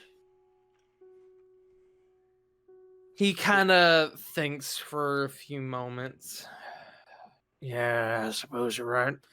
I don't like it, but the last group didn't talk to her, so maybe it will help a little bit. I don't know.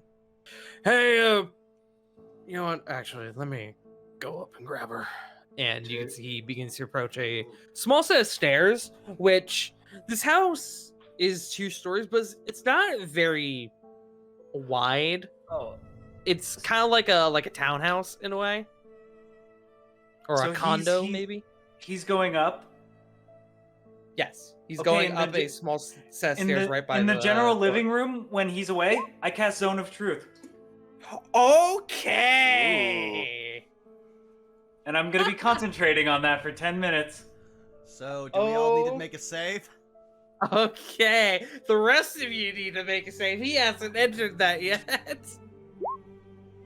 Oh boy. Oh. My, Oh, my, my DC is 16. Newt fails. We all have to tell the truth. I'm curious. Let's see. That's a Oh, 5. you're under the effect of Zone of Truth.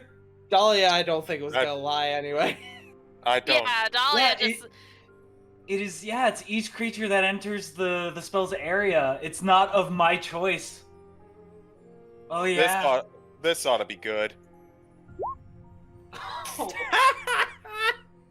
Do I need to save against my own spell? No. I actually need to No. think because I don't.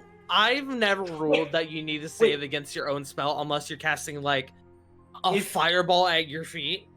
If any of you are actually within 10 feet of me, which I'll actually allow, you get 5 to the save. So, Newton, you would actually save with plus Okay. 5. Hey! Because the Hey. aura. Yeah, thank you. Yeah. Then So, I just remembered. All right. Noodle noticed this and, like, making sure that Skorg isn't back, he'll just go, listen, we don't just cast spells on each other without asking. I just thought of something very important. Yes. I need Cobbler to roll a save. If wait, Cobbler's not here, right? No, I think he technically may have been. He would have rejoined with you all. at Oh, this okay, point. okay. Oh my fucking god. Jesus Christ! That's Wow, a Cobbler. 27 for Cobbler, I believe. Yeah. God, he beats the save by 11. Cobbler, you hear Cobbler in your ear, dude. Haha, amateurs. Burnout, do you mind if I intimidate your character? 'Cause Go this- right this ahead, sort of- man. Okay, okay. Though, The phantasm will immediately crack their neck and look at you and just like, There is a missing mother on the line. I will cast whatever I damn please. intimidation check. Easy. 19 intimidation Oh. check. so what should I roll, Tart? Up to you. Roll me. I'll call it a charisma save. Okay. That's what I normally do with these. Or actually do contesting it intimidation checks. Okay. Oh, okay. Just Oh, shy. close. Very close. But not enough. Yeah. Newt. I'll say this: the phantasm isn't like really being mean and malicious. They are very clearly like, this is a very important like this is a very important situation. We need this spell cast, okay? Yeah. Hard set on the job. Yeah. Noodle backed down only because like he sizes up the phantasm, and Newt is not someone who's going to try to punch out of his weight class. He only picks fights he wins. But I just- Fair enough. Smart way to live.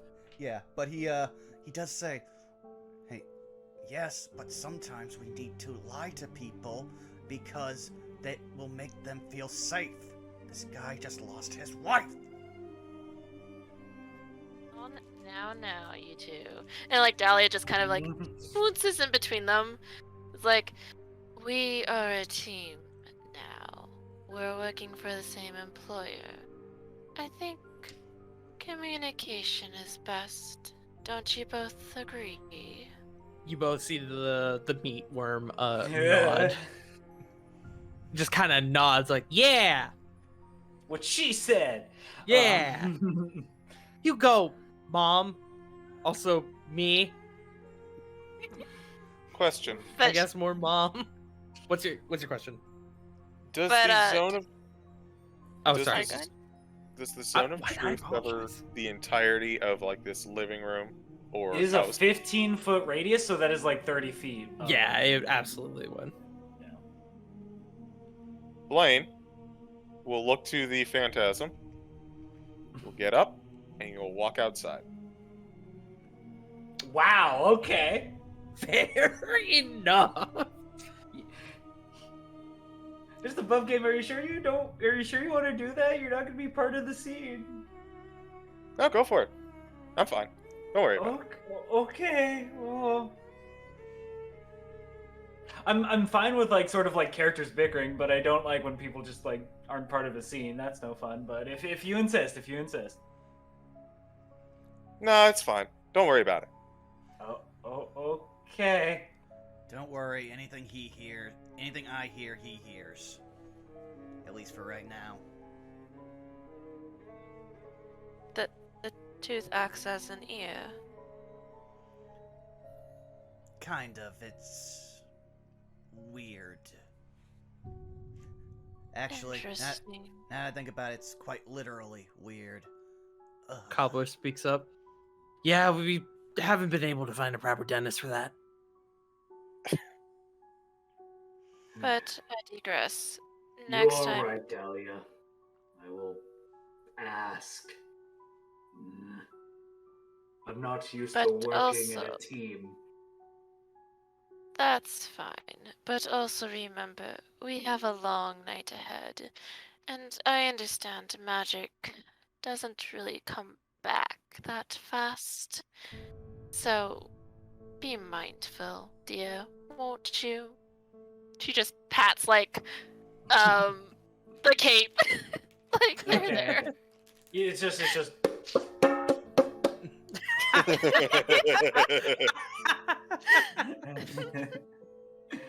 But yeah. Obviously, you two, or rather, you three, need to learn some, what's the term for live people? Bedside manners. Yes. Camaraderie. From the person that deals with dead bodies, that's surprisingly something I wasn't thinking I was going to say today, but here we are. So best manners, alright? Very well. Newt will nod and he'll just turn and wait for Score to show back up. Also, so Newt and Cobbler are the only ones that can like lie right now, right? Yeah. Yes. Oh, that's amazing. That is amazing. To be fair, Devils very good at that, so it makes sense. I was gonna ask you, Tart, like, okay, can I make a stealth check to like cast this? And then you're just like, oh, the father goes up to get the daughter. I'm like, oh, spell. Zone of truth. Oh. I will say, just for everyone's reference, if at any point you wish to cast a spell without somebody perceiving it, it will be a sleight of hand check or a stealth check with varying DC depending on the components. Yeah. If you want to get around that, roll a sorcerer and get subtle spell. But anyway. True. Yeah. So, how long would it take for the dad to come down with the daughter? After about probably 2 minutes, you begin to hear the thumping of footsteps coming down the stairs. And entering the room, you do see Skorg, as well as a about teenager age, about 14, 15,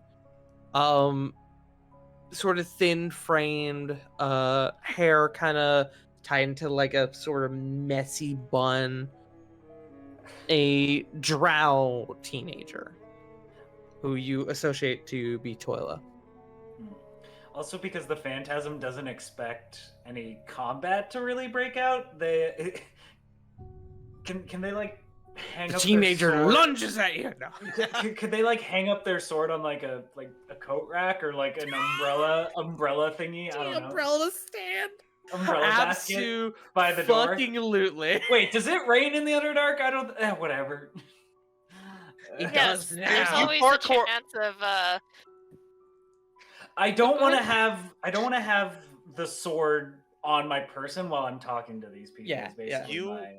You parkour over rooftops. That is a 100% guarantee that it rains here. Okay, yeah. for purely for drama's sake, yeah, and the Phantasm will actually find a place to kind of sit down, like. There is actually a fun little piece of lore that I get to go over with Kara-Goah now that we've mentioned rain. It doesn't rain here naturally, but however, as this is deep underground, there is actually there's like a geographical situation where on a higher quote unquote elevation, there is actually a pooling area of water that when it overflows, either because it rains up on the surface and it goes down into it, or groundwater or whatever, there is the occasion where it overflows and actually creates a rain-like effect in Kara-Goah, because it overflows and begins to seep down into the lower elevation, creating what is technically a waterfall, but acts as sort of like a rain sort of effect / atmosphere upon the city. Interesting. It's like a little like microclimate. Yeah. Like have you ever seen those like terrarium videos on YouTube where somebody like builds like a bioactive like terrarium and then puts a cork on it and like just lets it just kind of live, basically? I don't know. Yeah. I imagine it's like that. But anyway. All right. Well, when they get back, Noodle just kind of like you said how we kind of already like see that this guy's a workman. Yes. Also, I just realized as they enter the area, I need to make saves for them. Well, while you're rolling, 16. Aw, adorable. They rolled the same fucking thing. Do I know if they save or not? I don't yes. know, actually. Yes. you do. Okay. It's one of those spells where you instantly know if the target you want to fails, and if they don't, you can just drop concentration on it. Okay. That it is also if when an affected creature is aware of the spell. Yeah. Yeah, an affected creature is aware of the spell, so I just read that part. Oopsie. It's fine. He does sort of stop as he enters, kind of realizing like, oh shit, magic. I'm going to see if he can identify what kind of spell it is. That being said, you do know that they both failed. As they both rolled. Really? A third 3? Yeah? Are you serious right now? Well, while that's going on, Noodle just kind of walk up to him and very businesslike. Listen, sir. I understand that this is a trying time for you, as for your daughter, but honestly, if you can just recount, to the best of your knowledge, when your wife went missing, anything you might have noticed, anything out of the ordinary, smallest thing, might be what helps us. Might have been interrogated or questioned, because y'all got like fancy magic up in here, and I don't quite know how to feel about that. And My apologies. My comrades are new to socializing like this. You do have to forgive them. We are in the employment to find your wife. We want to make sure we do the job thoroughly. Also, given some of the circumstances around these disappearances, as we've been told, there might have been the chance that someone else using magic could be impersonating you. We have to be sure of these things. Ask them, are they a Yugoloth? He's working up to that. That being said, make me a persuasion check. I'm gonna give you advantage because Dahlia is assisting you. Thank you. I'm going to need it. Okay, 13. Okay. Are you fucking? I gotta put this dice away. It's another 3. It was another 3. I'm officially swapping die. That was 4 3s on the same die. Damn. All right. Anyways. Oh. I don't even remember what that. Oh, I remember. I was so thrown off by the 3. He looks at you, Newt, and he kind of looks at the rest of your group. And the daughter, who seems a little on edge, kind of seeing your group for the first time, he kind of looks over and goes, It's all right, sweetie. Come on. Come sit down with your dad. and he kind of takes her by the hand, and she sort of relaxes a little bit, and the two go over and sit down on a sort of like pleather couch Mm-hmm. in a space where you all can see them. I hope it's pleather, because I don't want to know what they would get leather from in the Underdark. Yeah, you don't want to know. And then, as he's kind of looking at your group, he goes, "Wait, weren't there? There's another one of you, weren't there?" Yeah, he stepped outside just to make sure there wasn't any lingering folks around. Oh, right.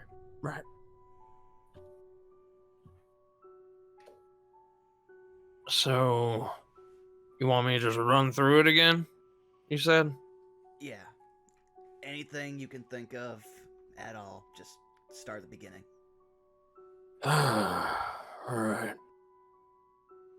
I work in the refinery district. I work long hours. I'm a very physical worker, so a lot of the time I come home, eat, get a little rest and I can, little rest that I can, and then it's off to bed before another shift the next day, or whatever works as day down here. My wife works from our home as a tailor. She gets the odd commission. She has a small little workshop in the back of the house that you could find and investigate if you see fit. That's where she does all of her work, but she doesn't leave the house all that often. I came home and found she was gone. Toilet wasn't home, Toilet was at school. How long ago was that? At this point, 3 days ago. Does that line up with what Lady Tablava was saying?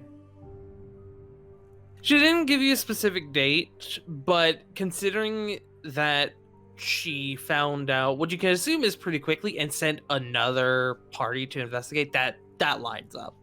Okay. Even without being given a specific date, that lines up with all the context clues you have. All I was right. gonna say, if you hear me typing, I'm taking notes. Oh, Yeah, that's yeah. fine. Okay. I came home and she wasn't here. I thought nothing of it. Then time passed. She didn't come home. Then it got really late and she wasn't home, and that's when I got worried. I went out and started asking around, went to like the clockwork down a few blocks that way. It kind of points in just like a general direction. Anyone who wants to make me like a survival check. Sure. Okay. 14 16. for Dahlia. Yeah, why not? Let's see what I can get. Womp. Oh, 17. Okay. You all would know that the direction he's kind of gesturing in is westish, northwest. Okay. Also, I just want to say while this is going on, like, at least while he's talking to us, Newt is just kind of relaying the words as he says them in his head, so that way Blaine gets the gist of it. Okay. So, Blaine, you are hearing this as you are currently outside looking around. Weirdest game What? of telephone ever. Well, no, New tooth. Who this? I was about to say, yeah, it's not a Bluetooth, but it works. Oh my god. Like, Hey, every, like, odd word is different from what Scoring is saying. Yeah, he went down to the water mill. Out of curiosity, I can reply back, right?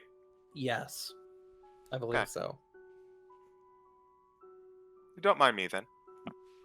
Okay. As I look precariously at her DMs, smile. Oh no. Yeah, it's. I'll just say above game. It's up to you, Tart. It's worded very vague. Yeah. But all right. Nobody there had seen her, so I came back. Started getting nervous. Talked to a couple city guard on the way back. Mentioned how she was out late and I wasn't sure where she was. But they told me that it wasn't long enough to file an official report, which is bullshit. Sorry, sweetie. And he kind of like squeezes the Dara's hand. Considering that folks are going missing. And they know this. But I came home and I tried to get some sleep, but I couldn't. Next day, she still wasn't here. And that's when Wynn was able to make a proper report with the Sea Guard. With the clan keepers. Okay, that's good. May I speak with your daughter for just a moment? You don't have to leave. I just need to ask her a few questions. He looks at you, and you don't need to make a roll, but you could tell he doesn't like it. But he does look to his daughter and go, It's all right, sweetie. I'm right here with you. All right. Your name's Toiler, right? yes, sir. Okay. Toilet Oztec. Pleasure to meet you. Now, you probably spend a bit more time at home than your dad does. He's working hard. Have you noticed anything out of the ordinary around the neighborhood, around the house? Any weird noises? Anything like that? Small things could be a big help. I'm gonna make a check for her. Come on, Toilet. Use your big brain, girl. Are you fucking serious? Not good. There is no way. Number 3. I changed dice. Tart, If I it's- think if you need it's to the- refresh. I think you need to refresh your dice collection. You might want to go to your box and hit the big circle to reload. Yeah, I was about to say, If- let me do a quick check here with my physical dice. If Oh! Did you also roll a 3? No, I rolled 2 dice and got 2 2s. I got a 16. I'm doing fine. I'm gonna re-roll. Wait, with, I'm curious. I'm curious. Hold on. All right, yeah. Let's see. Everybody roll your physical dice. It's just Oh, that was a nat 20. Whew. Oh, Hey! womp womp. No, the phantasm is just gonna listen intently. I am, for the sake of this, because I'm genuinely mad and I don't normally do this, I'm gonna fucking reroll on a new Whoa. dice. Okay, that's better. I was genuinely upset by that one. What are you rolling for? I'm sorry. I'm rolling a check for Toila to see what she Okay. remembers. I'm basically giving her a history check. I see. She goes, well, I went to school, I came home and mom wasn't home. Dad sort of, we talked about it a little bit, but with things going on around the neighborhood, and you could tell she's nervous. She hasn't ever had to deal with something like this before. That much is obvious.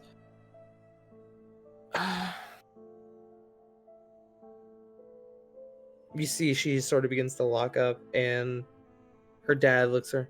It's all right. Just tell them what you know. I've noticed that there have been, I think there were like priests or some people going around and blessing people's houses.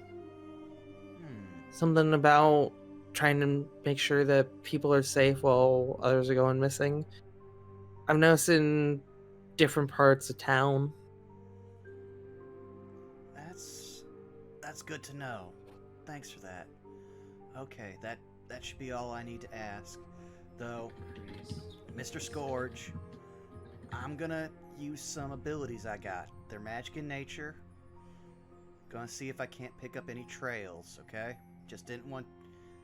It has a physical effect on me. I just didn't want to scare you when I do it, okay?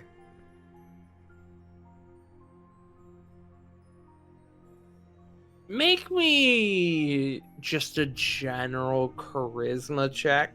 Oh, this will be I'll call this fantastic. persuasion. Okay, persuasion. I'll even give you advantage. Good, I need that 12.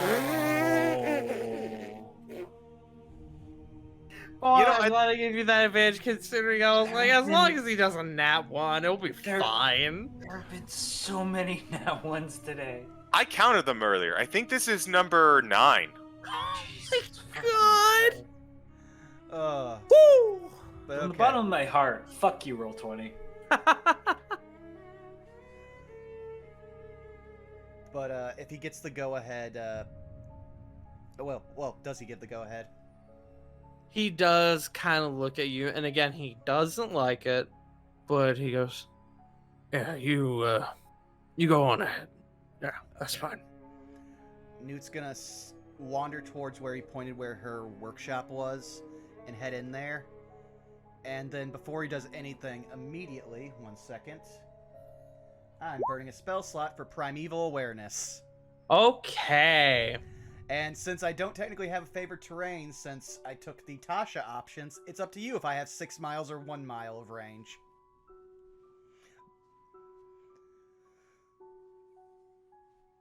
Six miles or 1 mile.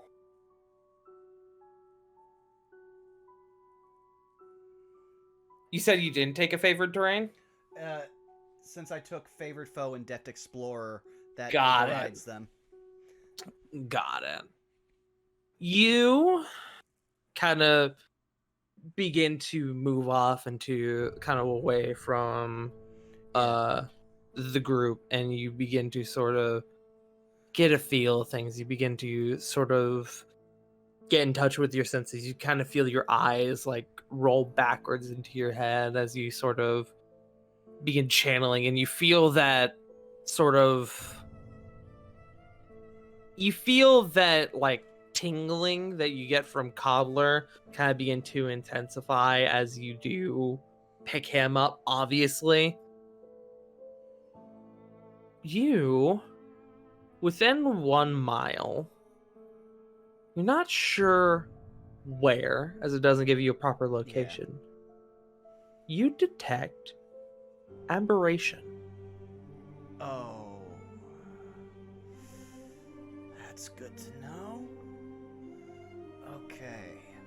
And as he brings his eyes unroll back, they'll have a slight yellowish tint, almost like a devil's eyes for hot second before he blinks and they go back to normal. Mhm.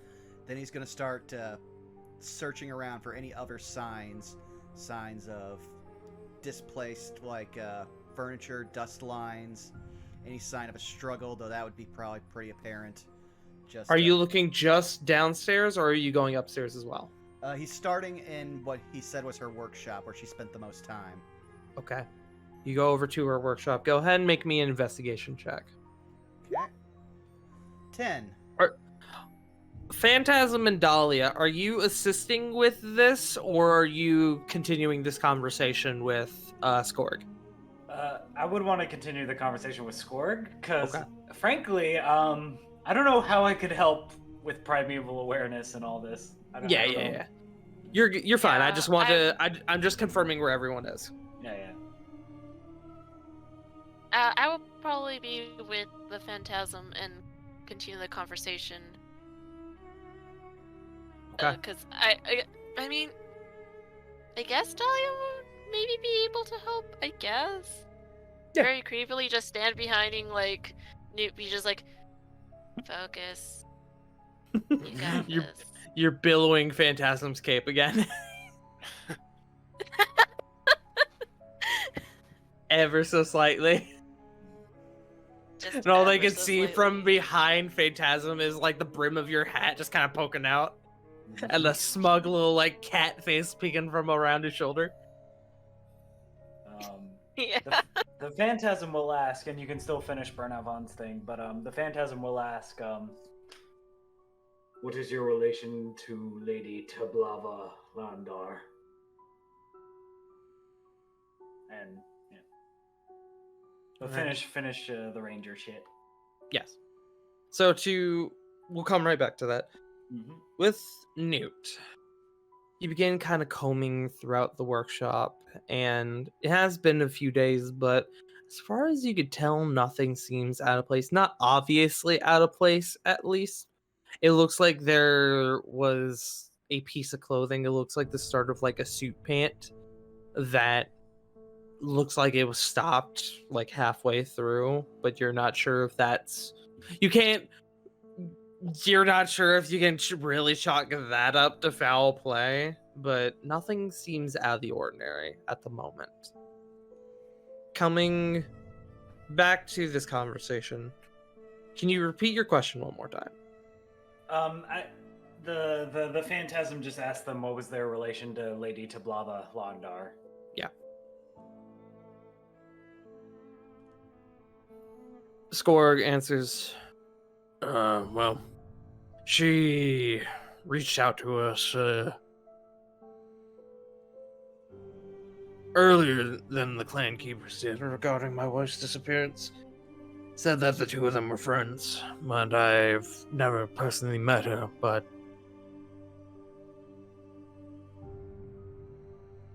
my wife knows few people, and she knew things about my wife that only those familiar would know.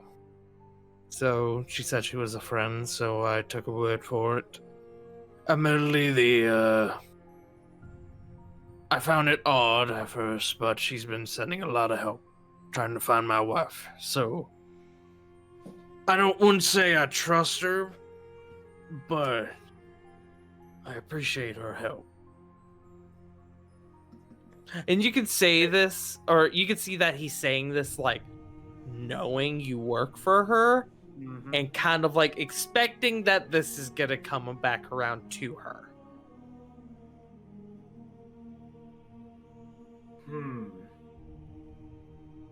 But can you fathom a reason why Lady Tablava would want your wife back? I'm gonna make a roll for him. Well, good news, it wasn't a 3. Was it much better? No, it was a 2. No, that's not much better. That's much worse. He started shaking his head. No, really can't. I can presume that the two were close, but I don't know from what. I kind of started presuming that perhaps she was a client of hers. I know that my wife has done a couple commissions for nobility here in Kara-Goah. Would I know that nobility, like in the Underdark, would they care that much about, like, oh, if my seamstress was gone, would they like just move on to somebody else? Like, Make me. I'm gonna call this History? just a general. You know what? Yeah, I'll call it history. I'll call it history. I was gonna make an intelligence check. 6. I will say, Okay. I will give you advantage with this as you have lived in the Underdark Okay. pretty much your entire life. Mm-hmm. I am a local. Yes. With a 14, you could come to that conclusion, yes, that at least in a huge city like Kara-Goah, if one person like were to go missing and a noble were to be like, "Oh, I lost my seamstress or my I don't know, my favorite whore," most of them would just kind of move on to the next thing. Not my favorite whore. Not my favorite whore. Like the Phantasm won't say this out loud, but they are thinking like, what could possess royalty to go after somebody kind of lower class, middle class, like, and the Phantasm is probably thinking like, is there blackmail involved? Does Lady Telbava Hlandar want this lady dead? Like, there's a lot going through the Phantasm's head right now.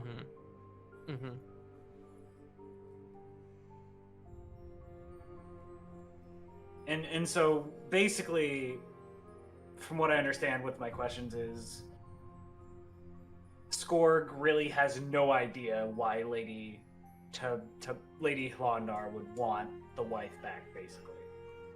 Yeah. Okay. I'm glad that I made as complicated an NPC name as I possibly could. Yeah, thank you for that. I might just call her the lady for sake of ease, but I was gonna say Tart. Gonna let the questioning keep on going, but as Newt would start moving to check other places in the house just for any signs of anything, he would probably also send Cobbler out invisible to go try and tug on Dahlia's dress and get her to come help him if she could. Okay. As you're beginning to sort of look around, Cobbler scurries on down, and Dahlia, you feel the slight tugging of a little imp on your dress. As you look down and you see, did you say Cobbler was invisible or no? Yeah, he's invisible. Like, she can feel him, and if someone's going to pick up on this weirdness, I think he feels like Dahlia would pick it up. Yeah. You don't see anything down by your leg, but you definitely feel the light tugging of something. Is this your kitty trying to tell me something, Mr. Newt?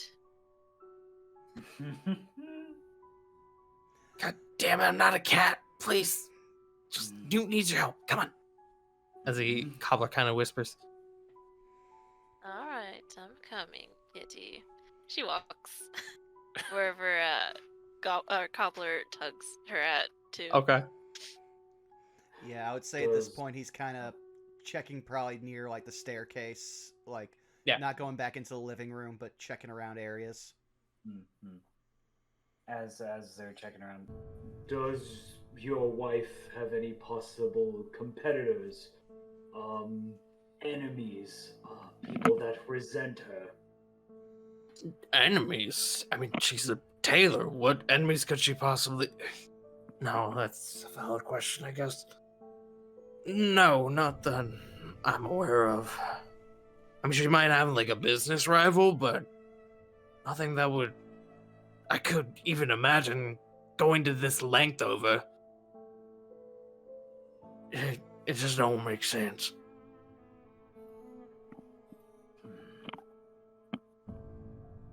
As all this is going on, Oh boy. we're going to shift outside to Blaine. Blaine, we went over this in DMs. You did pick up on a certain familiar individual peeking back out from around the corner of a stinky alleyway, kind of looking towards you and the house. As your vision kind of moves a bit further down the street, you see you kind of caught as you hear the sounds of voices a little further down, as you're not sure if it's the area you're in or the time, if it's like getting late, you're not sure, but this is a quieter part of the town of Kara-Goah, and so you kind of instinctually hearing these voices, you kind of look over and you see a house a little bit further down, across the street, a little bit further down. You see the front door open and what looks like two priests. One a drow and the other a tiefling, wearing clerical robes, exit from somebody's home, and following them, what you presume to be the homeowner, another drow man kind of looks at them and kind of gives them a bit of like a goodbye wave. And the two priests leave the home, and as they reach the street, they begin to head away from you. Away from the house? Yes. Okay. What is the man doing that they just left? As they leave, the man just goes back inside and shuts the door behind him, and he's out of sight. Okay. As And you look, go ahead. No, go ahead. As you kind of think for a moment, you kind of acknowledge that, and as you look back to the admittedly larger point of interest in the goblin that has returned, you look back to see that he is no longer there.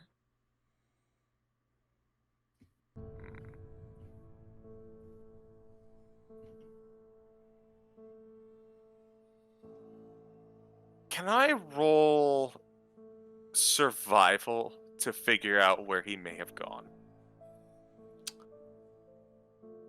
I will say yes. I'm going to say I was going to give you a disadvantage because of the distance, but I would cancel that out because you've seen him come and go already. So I'll say it's just a flat roll. Okay. 20. Nice. Hmm. Whereas before you watched him go back into the alleyway and what you know to be deep into the sewers, you think sorry, I'm thinking. No problem. You were confident before that he went back into the alleyway, probably into the sewers. Cobbler told you guys as much. This time, it seems likely that he probably did the same thing. If he didn't and he came out for some reason, you're pretty confident you would have seen him. Okay. Blaine is going to start stepping towards that particular alleyway. Okay. And they're going to step in a little bit to see if they can spot any spiders that might be making moves to his presence. Okay. Make me a perception check.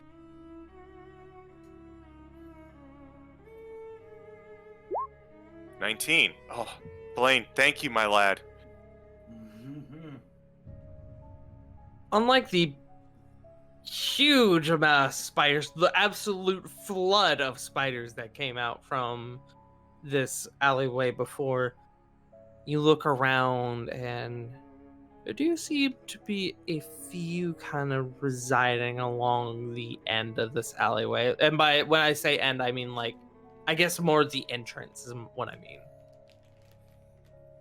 And it's weird because you feel like, you know, they're just spiders, but it feels like you're being watched.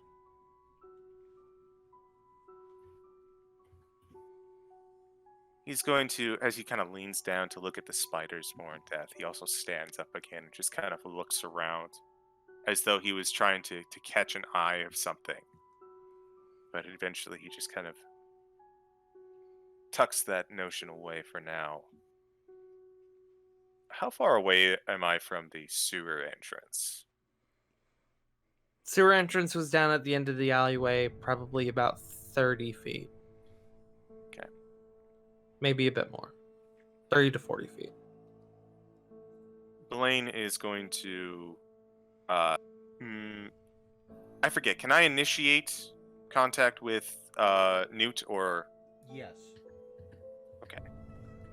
Also, I should probably point this out. You have 10 miles of range on that tooth. Dang. Jeez. That's pretty good. Our goblin friend is disappeared after a couple of priests left a nearby house. I don't plan on investigating further, but I'm going to at least see if he left anything by the grate. And Got- Blaine is going to move towards. Got it. As I get to, go ahead. No, you go ahead. As I get to the grate, do I spot anything in particular or notice anything out of the ordinary at the end of this alleyway? Much like Cobbler said before, you do notice that a couple of the bars on the grate look like they were removed, like they were oddly cut in a way that doesn't really look professional, or they were either cut or they were broken. But the way they've been removed, it does look like it was intentional. That I will give you for free. Anything else will require either perception or investigation. I suppose there's no real harm in it. I'll attempt to perceive anything else of interest. Okay. 5. Hear from behind you.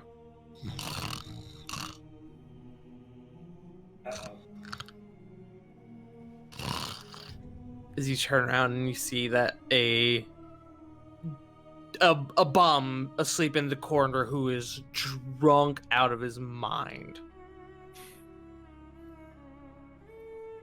Blaine is just going to shake his head, and he's going to return back to the house, but he's also going to shoot Newt another message and say, I think the goblin was here for the priests, not for our, the people that we were looking at, our Skorg friend. Most likely, there's something else in play here. I'm not entirely sure if it's something that we should be poking our noses into yet, though. Just something to note for now. Fair enough. You had the other reports. I'm bringing in Dahlia to try to check for magic. I'll keep an eye out, see if anything else occurs. I don't want to stray too far from the rest of the group in case something happens. But I'll keep an eye out. Blaine, do me a favor real quick. Yes.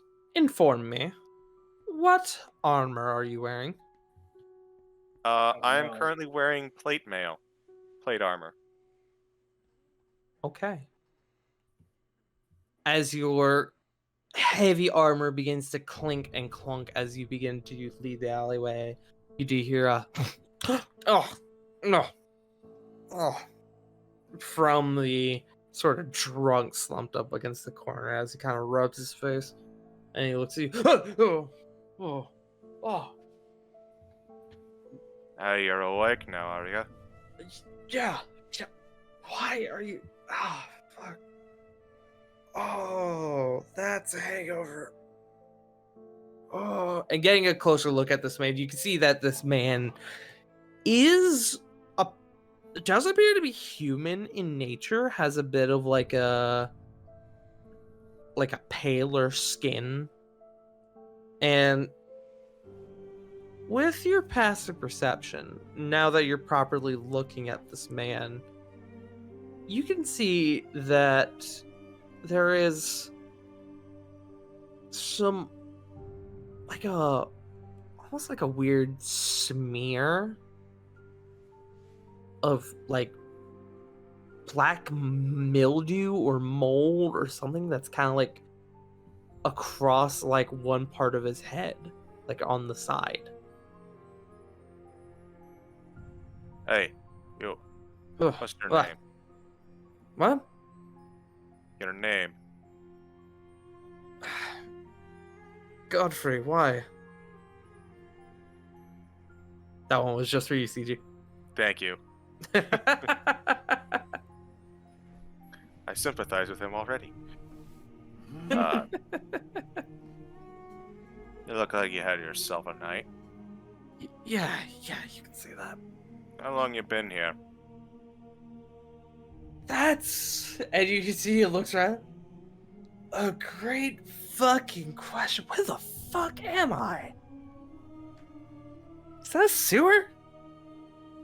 Hey, it's a sewer. I also happen to notice a little bit of, and he kind of gestures to the part of his face that is currently smeared. A little something that might also have slipped your notice. You can see he kind of like puts his hand up, like the palm of his hand, like on that spot, and he like pulls it off and he looks at it.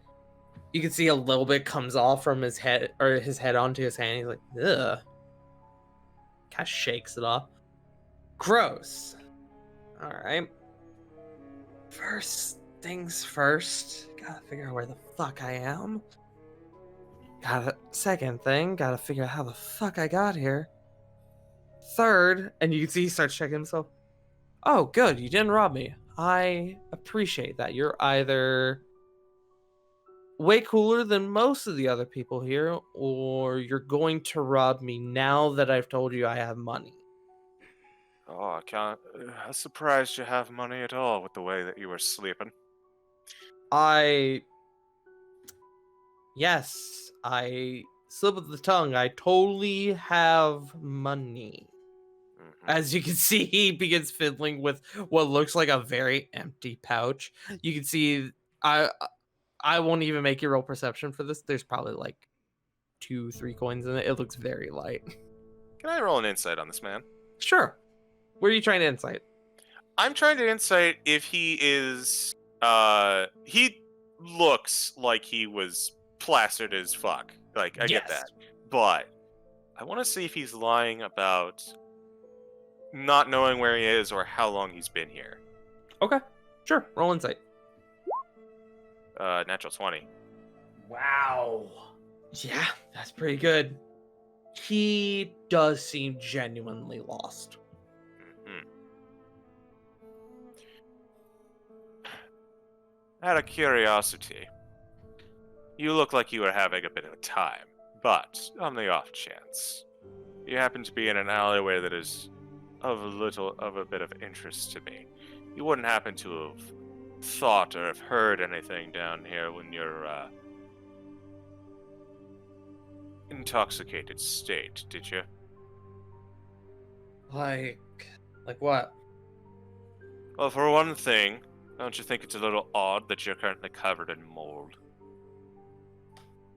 Is that what that is? And he kind of like smears a bit more, and he looks at it.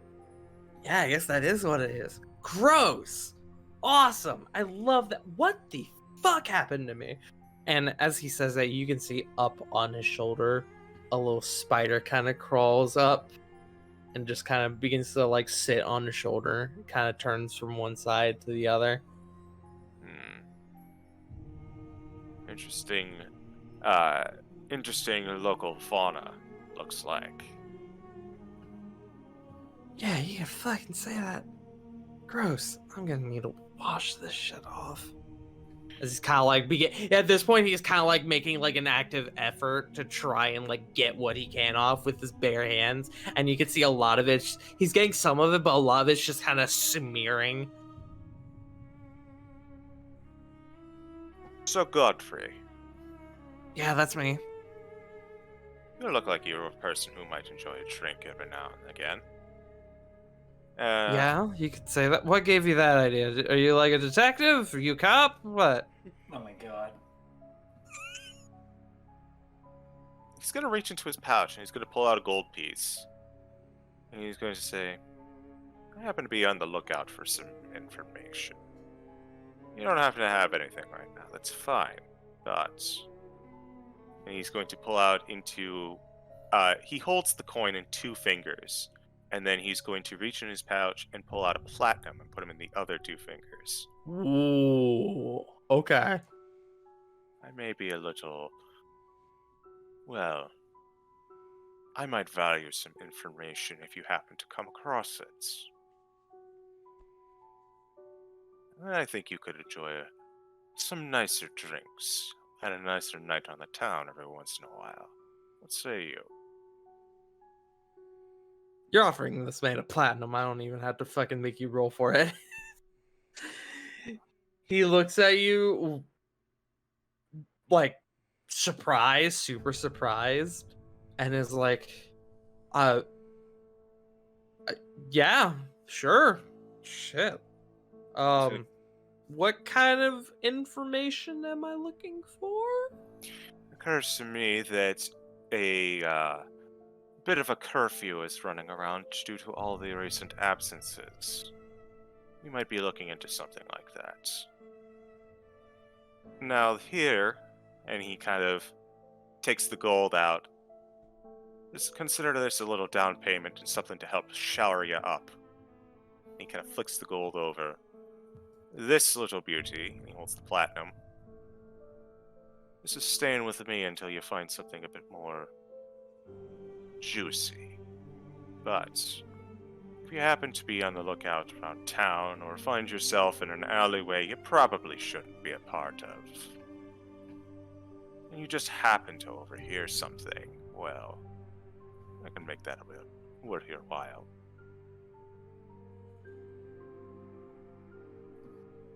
Man, I just met you, and you're probably one of the most interesting individuals I've known here in Kara-Goah. Yeah, I could do that. And what was your name? You can call me Fulbrook. Got It's- it. I shouldn't be too hard to miss. I'll be beating around town myself, and it's really difficult to miss something like this. And he kind of hoists the maul up on his shoulder. You can see he's kind of taken back by that a little bit, like, oh shit. I'm traveling with a group that stands out just about as much as I do. Keep your ear to the ground. Maybe worth your while. Yeah, I can do that. I think. I hope. That's a platinum piece. I certainly fucking hope. But I'm a man who cares more about his work than his cash, so who knows? If this helps me get to the end of things, I might add in some more. You never know. And with that, Blaine begins to walk away. Unless you have something else that can pique my interest right now.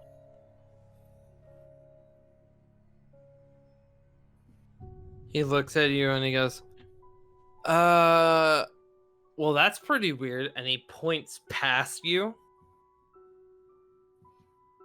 And as you turn around and you look a bit further down, you see that goblin once again, kind of scurrying its way across the street. One scrungly little boy. One whole scrunkle. Interesting. I'm pretty sure that's what a group of goblins is called. A scrunkle. I love it.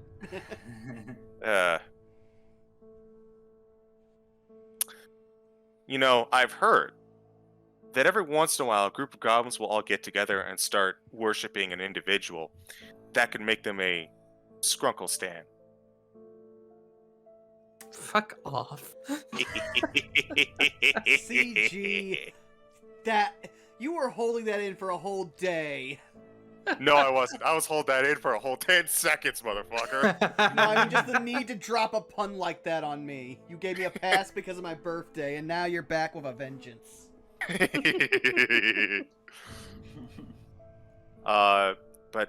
So the goblin has, so it's like the goblin has kind of like gone past me at this juncture, and it's like back out on the street. Are they observing still, or are they like running towards someone? It looks. They don't appear to be running towards someone, but they are moving with purpose.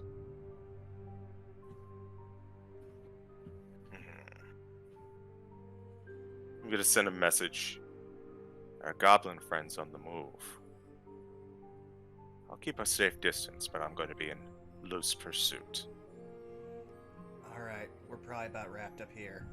Because I imagine a certain Alright. amount of time has elapsed for us as well. Yes, we will, for the sake of this, we will begin to cut back to the rest of the group.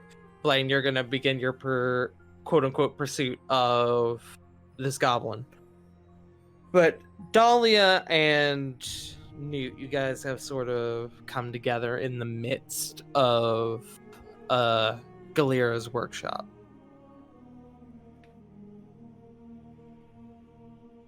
Good. Okay, so got some news. Oh, I wasn't sure if you joined back. I thought it was just me and Dahlia. Oh, never mind then. Sorry. I thought you Okay. came back down. Never mind. Yeah. So, got some news. None of it's especially good, but it's leads. According to Go Blaine. on. According to Blaine, our little goblin buddy has been in and out, keeping an eye on this place. At this point, he's now going off somewhere, and Blaine's keeping a track on him. I need your help. I might have sensed an alarming presence. How familiar are you with aberrations? How familiar am I? God? God? Help? That's a great question. Help? Help, God? That's a good question, Mega Man.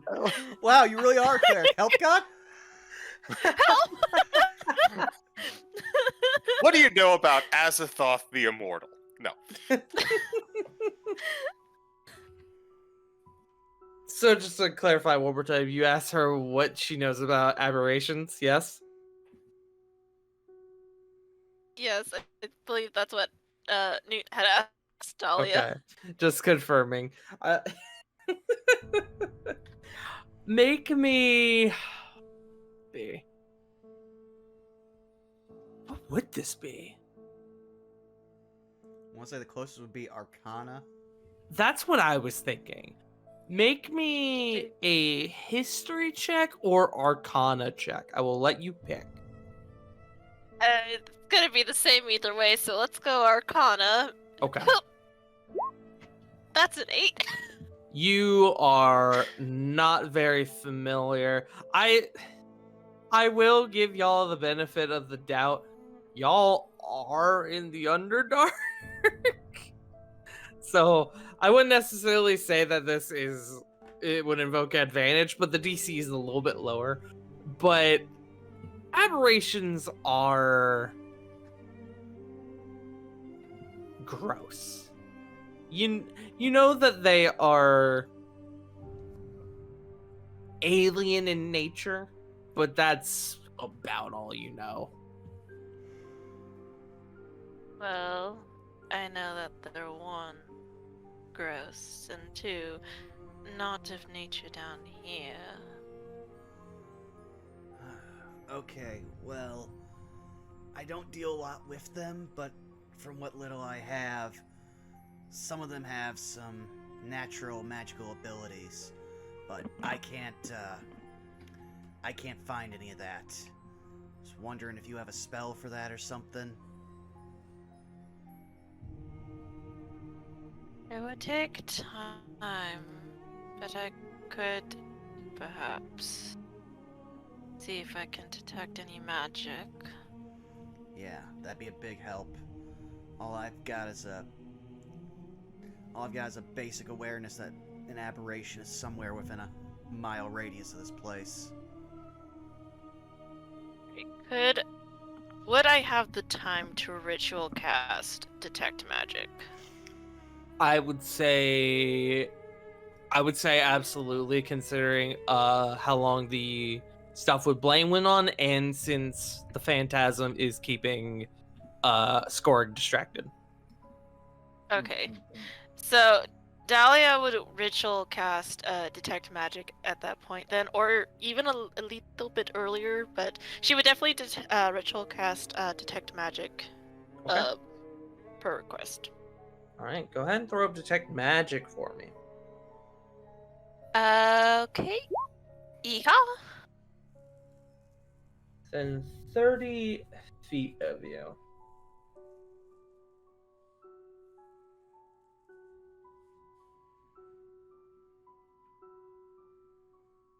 You sense above you on the second floor faint traces of. Yeah, I should double check what magic this would be. Hold on.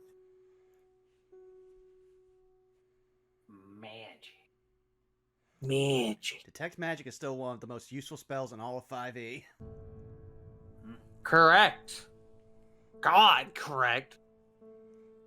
Faint traces of divination magic.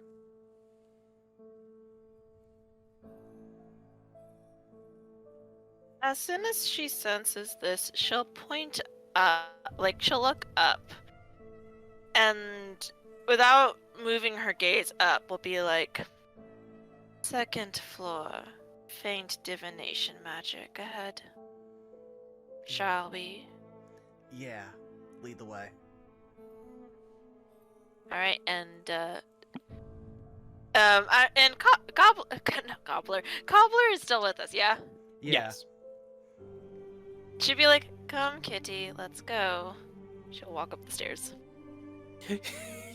Cobbler just kind of under his breath. I hate it here. Let's go to the Underdark, she said. What? It will be fun, she said. Fucking old lady. What is my purpose? What is my purpose? You know right now our purpose is to suffer. Oh my god. So that's why we are still here. Just to suffer. Oh my god. Okay, we'll go to the second floor towards the source of the magic. Alright. Just to clarify, are you two being stealthy with this at all? Newt could be Um? stealthy. It would depend, since we're a little ways away from where Phantasm is talking with with Skorg and the daughter. If they seemed like they were in heavy conversation, he'd probably try to sneak, just try not to disturb. Okay. I guess it depends, because the husband said we could look around, right? He did say you could look around. Okay. So I guess Dahlia will either read how Newt is, and if Newt's going stealthy, she'll go stealthy too. Okay. It's definitely a back and forth conversation. I wouldn't say it's a super heavy conversation though, as it's not a dense conversation, as it's only two people. Technically three if you include Toiler. Mm-hmm. So I would say if y'all want to, you can roll stealth, but you don't have to. I will. 21. 21. 21? Anyone? And Yeah. Sure. Why not? Dahlia will roll stealth. That's a 12. Okay. We just reversed it. You are fucking joking. Is it another 3? That is another fucking you're. I don't have my dice jail out. Fuck. I am. Hold on. Time to put him in Hold gay on. baby jail. Did Will Wheaton touch your dice by any chance? I don't fucking know. Somebody did. Get out new dice. Well, that shit. Okay, that's a 12. That's 4 3s. Oh my god. I can't fucking believe that. That's so fucking. That's like downright annoying at that point. Mhm. But the two of you begin to head upstairs. While they're doing that, Phantasm, are you? Is there anything specific you want to ask Toila and Skorg? Above game, is there anything else we can think of, or Yeah, feel free to like uh, converse above game as well if you need to. Yeah. If you need me to like put a pause so you guys can yeah. so you guys can go, because I realize this is a lot. If you guys Yeah. need to like do like a timeout to go over stuff above game, please Yeah, feel free. this is a heavy social, so we just kind of need Yeah. to go over everything. So Yeah. See, I don't think there is a lot we can get more, unless you guys have like a, because this is like the first stop in like a detective game. We You're have, not gonna yeah, get we a- have 2 other ones. I would say we probably, depending on what this divination is, we could probably bounce shortly after and then check out the other 2. If we do leave the house before my detect magic wears off, if we go by that house where the priests were at, it might be a clue, because I have a funny feeling about like the priest blessing the houses. Yeah. Mhm. That's just me. Yeah, Okay. that's the biggest red flag for me, because here, let me just read off the DM, because while your scene was going on, we might have been in tooth communication in DMs. So, I guess the Phantasm will actually ask These priests that have been going around blessing properties. Have you got a good look at them? Have you paid attention to what they were actually doing at all? they both kind of look at each other and kind of linger for a moment. Then Skorg kind of turns back to you and kind of shakes his head. No, I've never thought about it before. I just assumed they were holy men and women.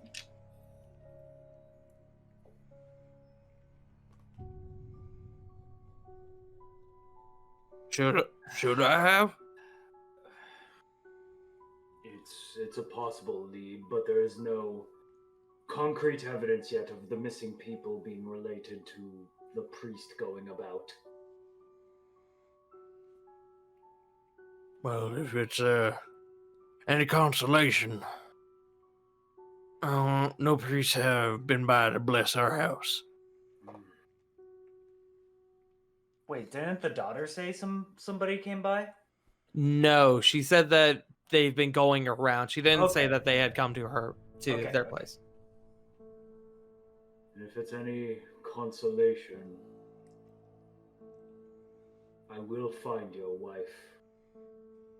And the people that took them, And like the gauntlet, like holding on to like part of the chair, not enough to break it, but will clench on the chair. Mhm. the people that took your wife will pay. He kind of nods a bit. Thank you. I appreciate y'all doing this.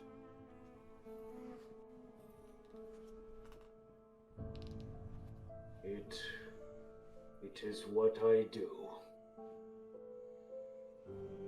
Flourish the cape. I don't know. Flourish the just cape. said you're sitting The scene down, so cuts it's better. upstairs. Oh my So- god, I need to set up a fucking like a Batman transition, but just with the phantasm. You just need like no, what you need is like at the end of the old Batman original series, how there was that lightning flash. You need that sound effect every time you end a sentence. Oh my god. Anyway, yeah. All right. As y'all are beginning to move upstairs, that trace from the detect magic begins to get a bit closer and a bit closer as you start beginning to move over to where it is. And as you are moving throughout the house, you're not picking up any other signs of magic until you get a bit closer to this room. In which case, you do pick up another bit of magic. It doesn't give off a school, though. But you can't quite tell what is giving off this trace yet. But it appears to be in the same room as whatever the original trace was.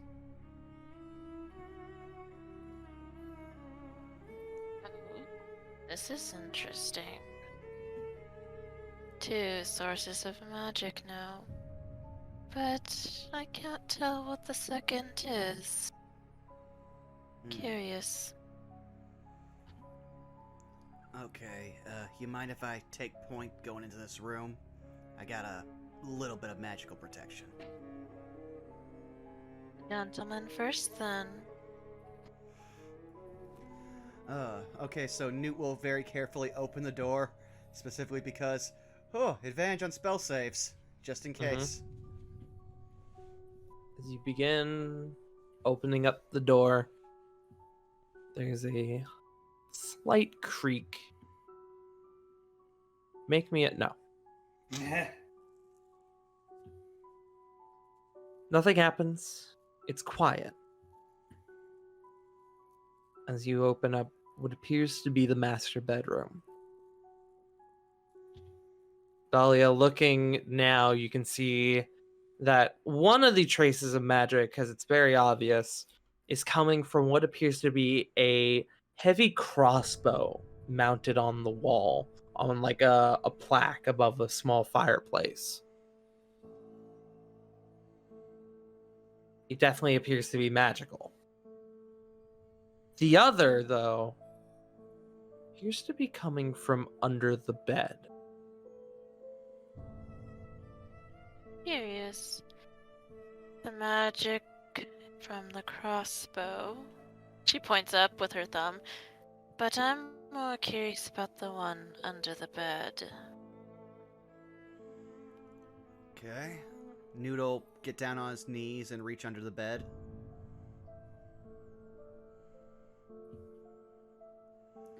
You reach under the bed and you feel almost like a thin grain. And then you realize that's kind of gross to the touch. I pull back my hand and inspect it. Appears to be mold. Oh What? no. So, Oh. Tart, what would I have to make a roll, or with some of the stuff we talked about above game, would this be setting off the appropriate alarm bells for someone like Newt? Here's the thing. I don't think anyone else in this party has mentioned mold yet. If you pull up the mold in front of Dahlia, she'll be like, oh. Is that the same mold as my spider friend? The spiders had mold on them. Yes, one did have mold on it. The one on my hand. Very lovely spider, though. Tart, are there alarm bells yet? Perhaps. Perhaps. Oh, aberrations might be the least of our worries. I really, really, really hope we're wrong. About what? So, there's a very specific demon associated with mold. But Oh. working theory, if this mold is getting around, would explain why people are disappearing and there's no sign of struggle or anything else. Let's head back downstairs and keep this between us. I want to talk with Blaine, see if he found anything else. Okay, so you guys are. You fingered the mold a little bit and now you're leaving, yes? Don't Never say say it like that. yes. Especially with what I was just alluding to, I do not wish to.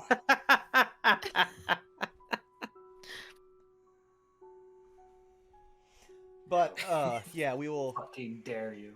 head back and try to get Phantasm's attention. Mm-hmm. Okay.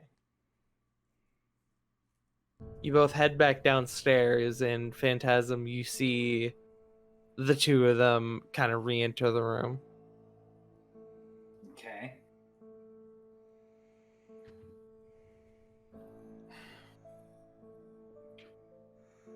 Time is of the essence, so we must leave I you. believe our time here is done. Yeah. Listen. Just keep to yourselves. Stay out of trouble. If we hear anything new, or if we find her, we'll make sure to come back here with ear to you, okay? I certainly appreciate it. Here, let me escort y'all out. And you hear you all see Toilet. No, Father, you've had a long day. You go rest. I can do it. Are you sure, Toilet? Yeah, that's fine. All right. I thank y'all. I'm gonna. I don't know. And he kind of rubs his face and he begins to move into a different room. Toilet begins to kind of move to the door with the rest of y'all. I appreciate you all showing up and coming here. Of course. And we will do whatever it takes to ensure your mother comes back. But I did have one question. Yes. The priests, did you get a good look on their symbol by any chance? I actually was going to mention that. And you see she kind of turns around and looks back to where Skorg had, into the general direction to where Skorg had gone. I wasn't completely honest. Oh.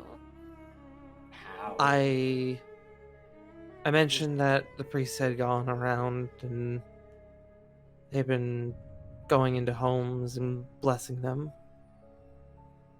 The only reason I knew that was because they asked to bless our house. And they did that without my dad here. And my mom had gone out to the store, and I figured people are disappearing, so maybe it's a good idea. But my dad would kill me if he knew I let other random people into our house, even if they're priests. But I don't know if it's related. Did they go into your parents' bedroom? I don't know. All That's right. the truth. I Yeah. really don't know. Toilet, I'm gonna need you to do something very important for me, okay? Yeah? Make sure your dad doesn't sleep in his bed tonight. You can see she kind of like stiffens up a little bit. She looks back around. She looks back to you. Yeah, okay, I can do that. Yeah, just be careful. We might be nothing, but we found residue of some stuff up in the bedroom. We're gonna be looking into it. Just like I said, keep your head down, stay safe, keep to yourselves, look out for one another. You'll get through this. She kind of nods. Miss, the symbol. Do you recall what symbol they were wearing? Let me see if she can recall what it was. Oh! Hey, it wasn't a 3. Was that a Was nat it 20? a 4? It was a natural 20, baby! A long day off. Let's go! She looks to you and she goes, yes, it was. I remember getting a very long look at it. It was the symbol of Lolth. Oh, I see. that complicates things. Thank you. That is very useful. I hope it helps. I But just of want my course. mom back. We will find The, her. the phantasm will, when she says that, just kind of just turn their head to look at her. Look, quotation marks.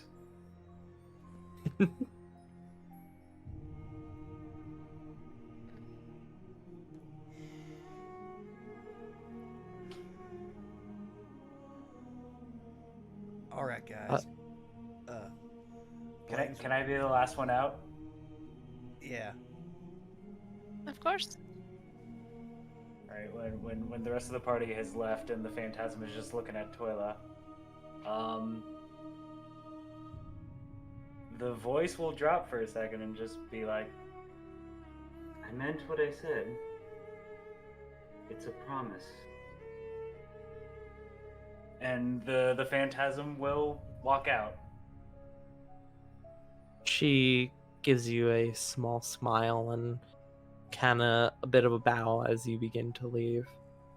I need Oh, one last thing before we wrap. I need Blaine to make me a survival check.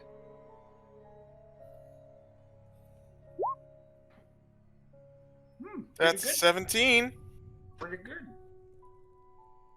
You begin skulking into the shadows behind this goblin individual, and this goblin's fast, which is why this is more of a survival check rather than a stealth check.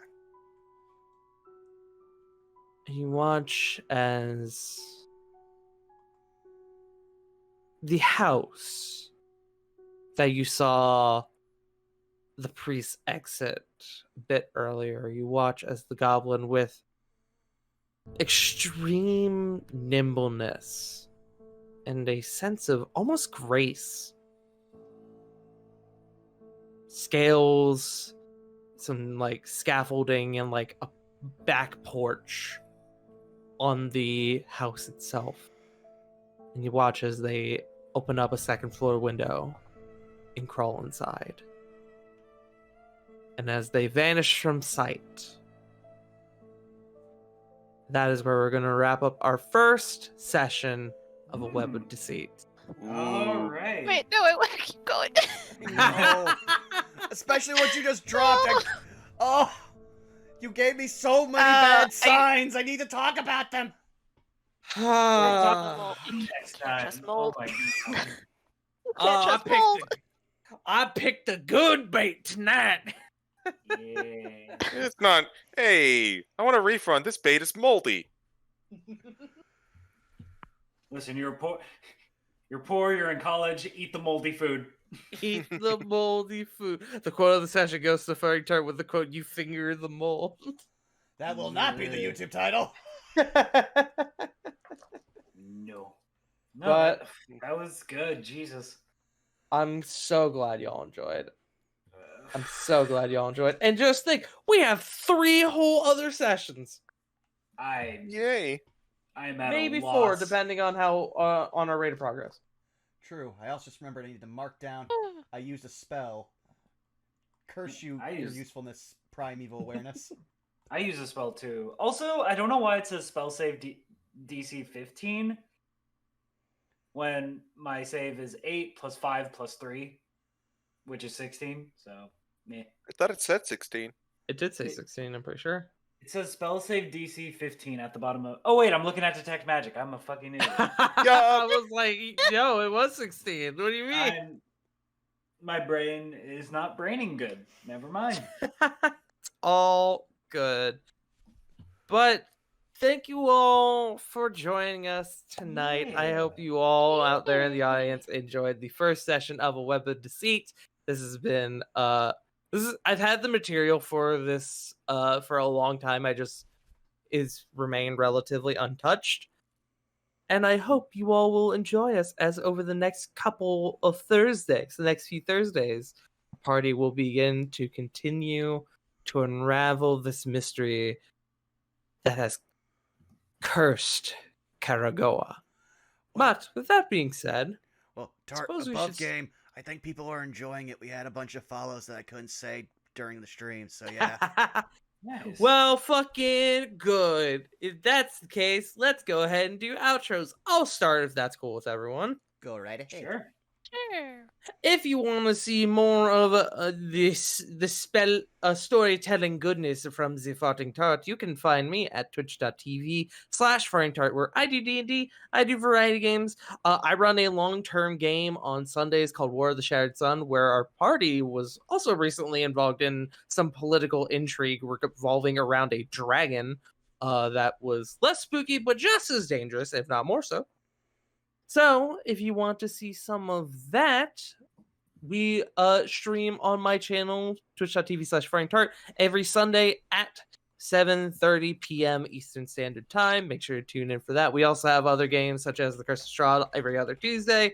I'm trying to get back off of a hiatus with a Mass Effect 5e game that I'm running called Between the Shadows on Saturdays. We recently had 2 people have to leave our game, unfortunately, so we've been trying to get an idea of where to go from there, but we shall be back in due time. You can find me in other places for primarily D&D stuff, LeJake for Trials of Eidos, Trash King Arisen for Bearers of the Torch, the My Hero homebrew, fucking what else? Here for as a guest on Saved by the Spell every other Saturday. And yeah, I'm in places. I'm also on Twitter, I guess. I post stupid stuff and pictures of my dog there. So Yeah. go and follow. The Tart, remember that time when we both weren't D&D streamers almost successfully? I know. And look how far we've gotten. But with that, I'm gonna pass it to Thero.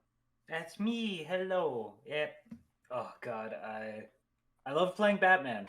It's fun. It's fun. Batman with stuff to reveal. But you can find me over at twitter.com theropod_art. You can find me over at twitch.tv theropodart, no underscore there. Commissions are open. I'll draw your shit. You can also find me over on the Unexpectables Wednesday and Saturdays nights. Yeah, lots of D&D. For the month of October for me. It's kind of crazy. But yeah. I mean, you even get to play with 2 people in the Ravenloft death pool today. Yeah. True. Yeah. I'm glad I'm like 1 in 35. I'm glad you have that much faith in me because I'm a very squishy rogue. Can I share a quick story that I think you'll enjoy? Sure. So during the first Ravenloft encounter, it was very during the final encounter of the last Ravenloft, it was very touch and go for several members of the party. And back in that day, I might have been rolling dangerously, and I went TPK. I was like, oh, we're so close. Then you came from off screen because the map was so big that we couldn't see your fight that was happening one-on-one. And literally, Citric and a whole bunch of other people can confirm my response to the second you came on screen is, where the fuck did he come from? That's how I do. That's how I be. But yeah, that's kind of all I got going on. I'll pass it to Miss Tweetums. Oh, Beans. Hi. You can find me over at Twitter at Miss Tweetums, where I post art and occasionally and also retweet memes. I do have commissions open if you want like cute chibi art or something, you can hit me up and I will try my best. Or you can find me just moderating around a couple of the channels. Yeehaw! We should also Uh, point out that Tweets did all of the lovely art for our characters that you're seeing on screen. That is very true. Accurate. Except for Therapod, who did his own art. Well, Understandably. I did the own design, but Miss Tweetums did that chibi version right there. Oh, that's right. Sorry, Yeah. I was looking at the game, not the stream. But yeah, I'm gonna throw it over to CG. Where can they not find you? Hello, I am CG. You can find me nowhere because I don't much care for social media, but you can find me on literally everything that Tart just mentioned. Literally everything. Oh my god, that's true. Yeah. I don't have anything to shill that you are not a part of anymore. I used to have Strixhaven, and then you came on as a guest. I'm like, okay, well that's true. And then I used to have the very excellent Pack Tactics, which racked up last month, which you should all can all find on Burnout Vaughn's YouTube channel, in which I DM'd a party full of warlocks. But that also it came to an end. So now it's just nothing. It's just you say things, and I just nod and go, I'm also not here. So that's it. That's it for me. All right. Well, then, to wrap us up, you've already found me here at twitch.tv/BurnoutVaughn. You can find me on YouTube and Twitter with Burnout Vaughn. I will be putting out tonight's episode probably in the very wee hours of tomorrow, tomorrow night/morning, just because I have to get around that whole, we have rights to your VODs for 24 hours, which drives me insane, because I just want to give more people a chance to catch up if they have. But be on the lookout for that. Cholta Personality on Tuesday, where we're in Tomb of Annihilation. Saved by the Spell every other Saturday, where we're doing Strixhaven. This on Thursdays, which, I can't wait for next Thursday. And this Saturday, me and Wiley, we're going to be doing our last stream of Shapeshifting Detective. And then, who knows what we'll do? We don't. So, now it's time for us to raid, and unless anyone has anyone else, I see one, Hey Mr. Rabbit's online. Yeah. Yeah. Let's go get Mr. Rabbit. I am so sorry about my dog barking. Oh, it's fine. Tell them I said hi. Yeah, He good said good dog. night, everybody. Yeah, one second. Have, Bye. have a good night, y'all. I still have to type in the raid. Oh, beans. What should the raid message be, y'all? Finger fungus. Finger the mold. Yeah. Finger. No. Finger the mold. Finger the mold. Sorry. Finger the Finger the mold. mold. Overruled. Scissor me, moldy ass. Scissor the mold. Y'all have a Alright. good night. On a list of things that are okay, that is not on the list.